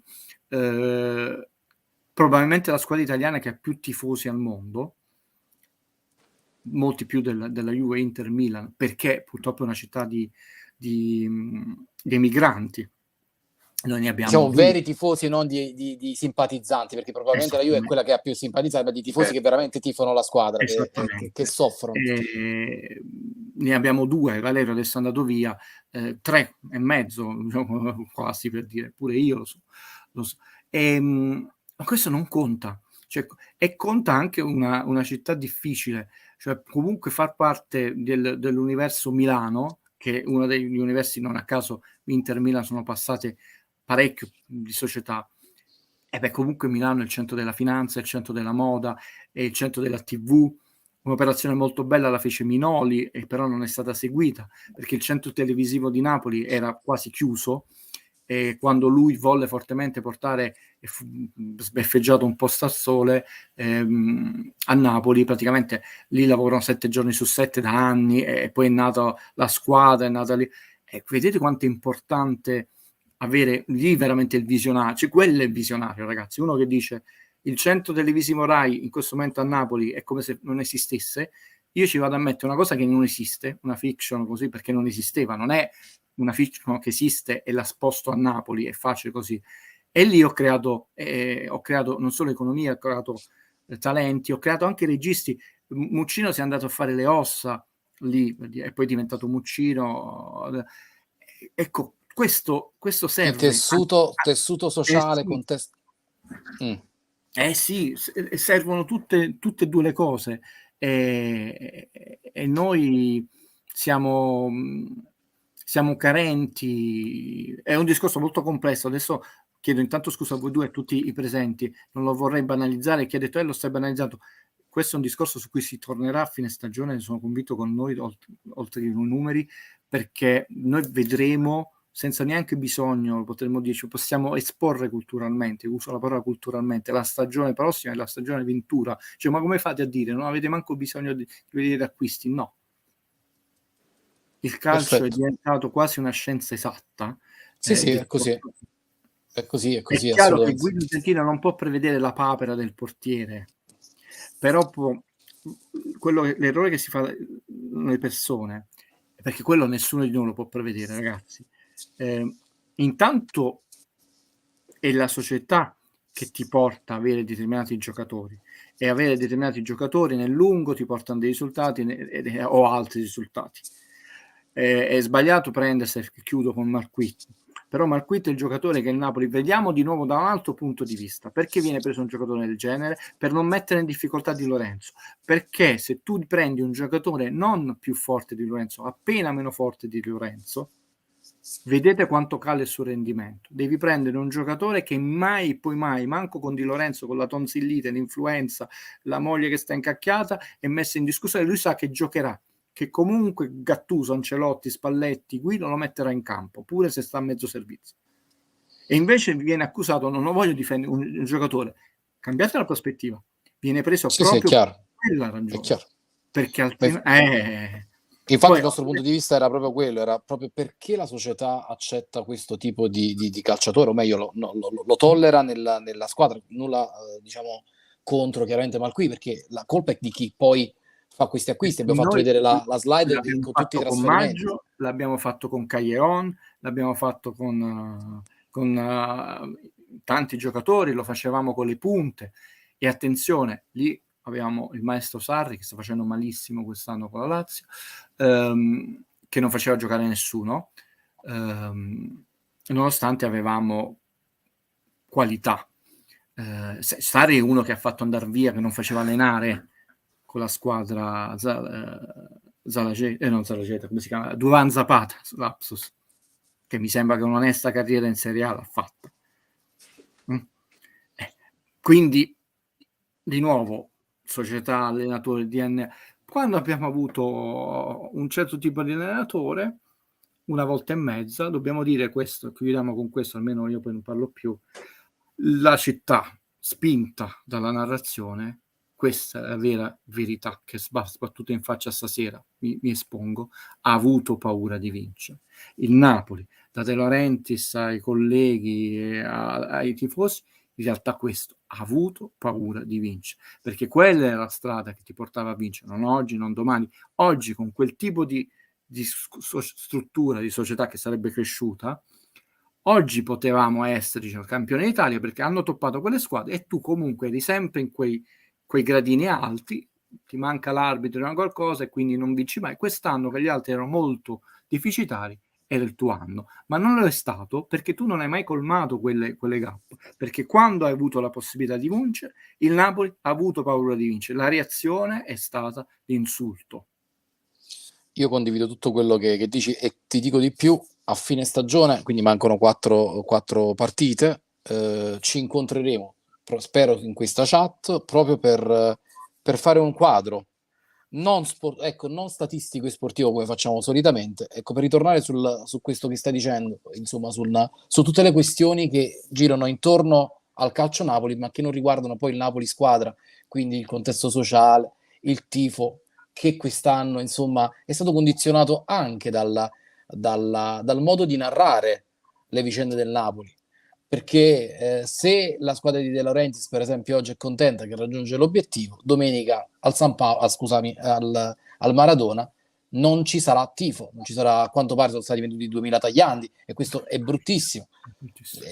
E quindi vorrei ritornare su questo argomento che per me è fondamentale, perché io credo che Napoli è la città in cui gioca una squadra che probabilmente ha un rapporto con la propria tifoseria sui generis, credo. Forse è la città più eloquente in questo tipo di argomento, nel senso di attaccamento di tifosi alla propria squadra della città. Però abbiamo esagerato questa sera. abbiamo andato. Guarda, 2 parole, scrissi un articolo, poi mi fu copiato in parte, poi ve lo giro tramite Valerio, ma molto molto molto lungo, in più parti, dettagliatissimo, sia da un punto di vista numerico sia dal punto di vista delle ragioni sul crollo del mito del San Paolo. Considerate, io l'ho detto, non so se voi vi siete trovati più volte in trasmissione, il mio papà l'ha visto, che ha studiato ingegneria, io ho studiato economia all'EMA, lui l'ha visto costruire ed era la partita inaugurale. E questo poi ci torneremo, perché in realtà poi c'è stata proprio una frattura e chi appunto racconta e chi lo vive adesso di nuovo sta raccontando qualcosa che non esiste, e questo è molto importante, perché poi se tu vuoi crescere devi innanzitutto accettare che certe cose sono cambiate e lavorare per riportarle. Non dico che quei fasti non torneranno più, d'altronde sarebbe impossibile avere, proprio per le norme UEFA, il San Paolo dove tu stavi così senza manco un millimetro d'aria tra te e l'altra persona, gente sopra le spalle, cose impazzite. Queste cose vanno dette, e invece noi abbiamo la narrazione della narrazione, e poi comunque io non ho mai capito perché tu devi insultare personalmente. Cioè di Benitez qualche volta tu stai vincendo 2-1, no? In Italia non devi vincere 4-5-1 come il calcio inglese, passa a 3 al centrocampo, non giocare sempre, non cambiare 4, Chiattone, la mozzarella, invece di andare a Pompei, sì. Ma questo non era dai tifosi, era dalla stampa, e poi ovviamente tu senti nelle trasmissioni pure i tifosi perché l'emulazione c'è dal bambino all'adulto, noi abbiamo il citofono, noi abbiamo il palo della luce, se ne deve andare, come si chiama? A me terrorizzano queste persone, ragazzi, invece vi adoro, cioè poi senti questi mostri, ma chi sei? Valerio una volta mi girò un video di un bambino e disse questo non hanno bisogno di lavorare i genitori, che insultava a male parole De Gattuso, ma che studi hai fatto? Ma che carriera fai? Sei un bambino di 8-9 anni, cioè fossi un ex, cioè, il giocatore, eppure da collega a Callum un minimo di garbo, cioè noi creiamo dei mostri, che hanno creato un ambiente infelice che, attenzione, era totalmente l'universo che non apparteneva all'universo Napoli. L'universo Napoli era completamente all'opposto. Quindi probabilmente entusiasmo in maniera... e depressione, ma non volgarità e cattiveria, È entusiasmo e depressione. Questo non appartiene al nostro universo. Quindi magari in maniera ridotta e ristretta potremmo avere anche un valore sociale con questa piccola trasmissione che facciamo ogni mercoledì. Speriamo. No, assolutamente, perché quando Valerio mi disse guarda incominciano a scrivere dei bambini, e quando mi scrisse Mario, che io non sapevo che era un bambino, poi l'ho visto anche da video, mi hai cambiato il modo di vedere il calcio, ho detto io ho ancora più responsabilità, i messaggi, io ho avuto un'educazione severissima e tutte le mie serate sfotto dicendo quella unica persona che mi critica. E una volta c'è un amico che è di Verona, che è un gentiluomo, veramente un gentiluomo. Uno direbbe, come dico? Una volta si alzò tra il pubblico e disse Guido, però tu sempre quello che la critica, come si chiama, e invece tanti di noi ti amano, ti facciamo un sacco di come, non ci citi mai. E dico, guarda che mia nonna mi ha cresciuto col detto chi si loda si imbroda, no? Ecco, con voi ho cambiato questa narrazione perché veramente l'impatto sociale è cambiato tantissimo. Cioè all'inizio da Valerio c'erano tante persone che entravano per insultare. Lui ha avuto un'intuizione geniale, e uso veramente la parola geniale, del TVB, che è geniale, ragazzi, perché ti toglie il terreno da sotto. Con questo rottura dei coglioni di Guido, che è sicuramente lungo perché non mi trovo con la telecamera, molto statistico, molto calmo, non mi hanno mai sentito incacchiato. Io mi sono arrabbiato per Roma-Napoli. Lì ho detto Napoli non vincerà lo scudetto. Ho detto io oggi prendo una posizione intellettuale. Ve lo dico e vi dico perché. E sono stato perfetto. Però ho detto educazione, praticamente sono scomparsi anche i personaggi che entravano a insultare perché non hanno più appeal, ma non da noi. Voi siete meravigliosi, studiosi, preparati, calmi, ma anche dall'utenza che non ti sta più a sentire perché mi piace più l'aneddoto su che io ho conosciuto Polanski piuttosto che falliti. È chiaro. Però purtroppo, io ve lo dico, è deprimente vedere, non li nomino perché sono un gentiluomo, voluti non li vedo, ho visto il video loro, ma avete capito chi sono, erano solo due, hanno detto solo parolacce, ma come vi permettete di insultare un professionista? Come vi permettete? Prima cosa. Secondo, vi rendete conto, visto che avete 172 il potere, che uno dovrebbe avere 170, 150 di media visualizzazione, la responsabilità che avete sulle spalle? Ma il punto è che non farebbero 172.000 visualizzazioni se facessero una trasmissione sui numeri. Io ho detto ai ragazzi una cosa, voi ci mettete una settimana, forse siete più bravi, ormai 2 o 3 giorni dedicandogli una notte, ma non è che mi mettete la telecamera, falli coglioni, 0 minuti di preparazione. Noi abbiamo tutti un percorso accademico alle spalle, anni come si chiama, ma stiamo scherzando, a prescindere, io non sventolo tesserini e non straccio tesserini a nessuno, non mi permetto. Però per dire, è molto più facile, accendo una telecamera, quelli della Roma, a ogni film al primo tempo vado e dice la parola che vanno in bagno, ma che valore sociale è una cosa del genere? Però sono seguiti. Voi avete un valore sociale e alla distanza pagherà. Speriamo di raggiungere i 170.000 followers, perché magari io credo che se trasmissioni di questo tipo, con la partecipazione di persone che ci possono dare di valore aggiunto, tu per esempio sei un esempio per me eclatante, perché ci fai volare dal calcio al cinema, e dandoci degli spunti che normalmente se poi ti applichi soltanto sui numeri non escono fuori se non hai una visione a 360 gradi. Io spero che, no, sa, con 170.000, 180.000 è un sogno, magari si riesce a cambiare anche la mentalità, non solo dei tifosi, perché quello può interessare più o meno, ma anche del Napoli squadra. Magari riusciamo ad arrivare a loro, che per me è la cosa che conta, perché io spero che questo tipo di analisi possano servire anche a loro. Guarda, io ho scritto per un po', sarà stato un caso, però ogni idea che lanciavo è stata presa in considerazione e 4-5-6 sono state portate, no? Di fare un prezzo diverso, non so, per 17 anni il regolamento non l'ha fatto. Io dico, Presidente, non può essere lo stesso prezzo tra l'anello inferiore e l'anello superiore. Presidente, portate i ragazzini delle scuole calcio, eccetera. Poi io ho smesso di scrivere, poi ve lo dirò in privato, poi tornerò, non tornerò, a piacere mio. Ovviamente sono stati copiati degli articoli, anche il cambiare da Ciro il vecchio, io risposi no, è diventato Ciro l'anziano, quindi comunque siamo guardati, siamo visti, cioè, però ovviamente c'è lo snobismo che tu non sei citato, perché dovete sapere, il mondo del giornalismo è molto chiuso e molto settario. Io occupando di altro, tu dici, ma in fondo, lo disse a volte uno anche da Valerio, ma perché dobbiamo sentire questo imbecille? C'è gente che sta lì da 20 anni. Ho detto io, la classica frase imprudente, non è detto che io non lo faccio da 20 anni e che non mi interessava comparire. E per citare e chiudere, la vita è tutta è come una partita di calcio, non è uno sport dove la difesa e l'attacco sono separate. A me piace mettere in comunicazione. Dalle scuole mi scrivevano: questo ragazzino vede l'interdisciplinarietà delle materie, e quindi io sono sempre stato interdisciplinare. Allora c'è una frase di Baglioni che è legata all'amore, che testimonia perché tu vinci o non vinci. Detto, le storie d'amore finiscono quando hai più paura di perderti che di trovarti. Ecco, non si è mai visto nello sport una squadra che vince quando ha paura. Può anche essere stato l'anno che forse non lo meritava rispetto a un anno precedente, ma sicuramente ha fatto qualcosa per vincerlo. Con le storie finiscono quando hai più paura di perderti che di trovarti, ed è verissimo in amore. Francis Ford Coppola mi ha detto una volta, e poi l'ho trovato in un commento, che per lui il vero gioco d'azzardo non è la roulette, non è il chemin de fer, non è il blackjack, è l'amore, perché è l'unica vera scommessa della vita dove tu non sai come va a finire. E l'ha detta Francis Ford Coppola, che è un po' più raffinato di dire chi non tiene coraggio non si cocca, lo dice sempre. Allora,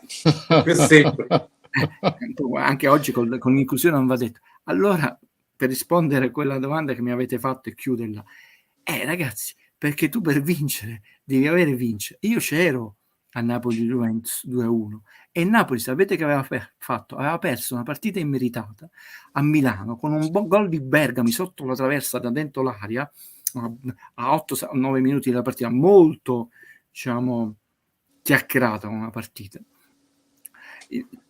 Quella partita non avevi paura di perdere. Io mi ricordo lo striscione della curva B: una sconfitta non ferma il nostro cammino, con forza, coraggio e volontà vinceremo. E non è preparata, poi scannerizzo la foto. Quella Juve giocò meglio del Napoli.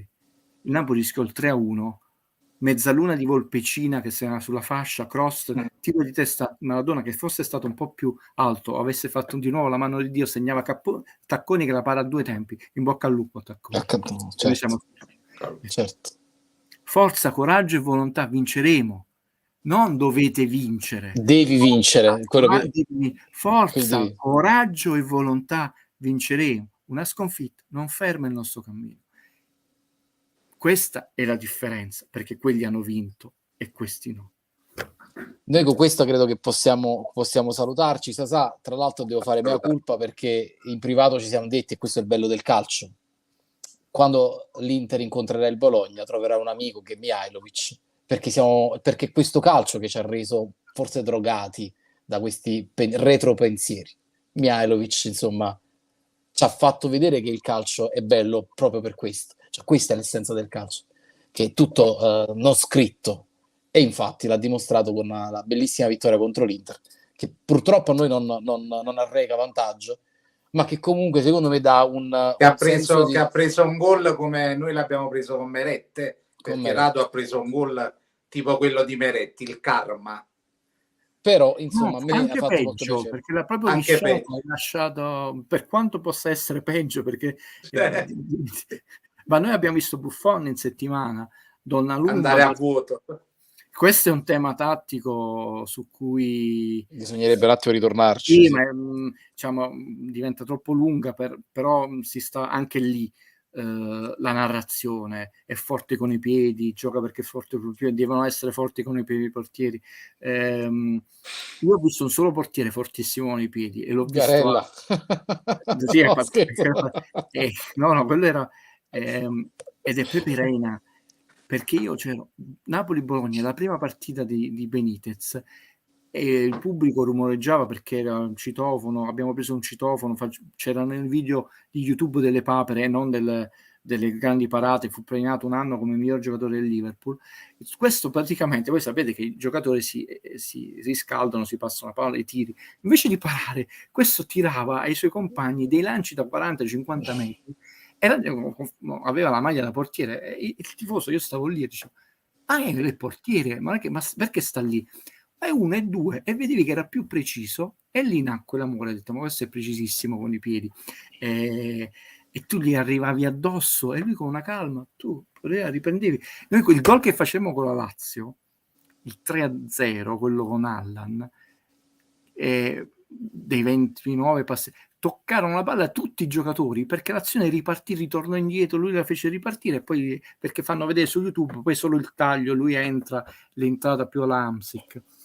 Quello è stato il vero grande portiere con i piedi, però non sapeva palare, quindi non siamo mai contenti. Ho detto. Adesso si sta esagerando, però lì perché diventano mode. Ragazzi, abbiamo troppe cose da dire, poi vi faccio fare notte, mi scuso per l'intrusione. No, assolutamente sei libero di entrare quando e quando vuoi. Voi siete bravissimi, lo dico a tutte le ragazze che sono bravissime, i ragazzi presenti. Ricordatevi, e questo è il momento dove si cresce. Niente insulti, non rispondete agli insulti, le sconfitte fanno male. Io stesso ho detto, questa rimarrà nella storia, ma questo non giustifica diventare un ignorante zotico. Cioè, la sconfitta rimarrà nella storia, ok, ce la teniamo nell'almanacco come le cose belle e le cose brutte. La sconfitta vera, però, sarebbe poi fare quelle oscenità, e anche quelle rimangono se YouTube non le cancella, e questo è certo.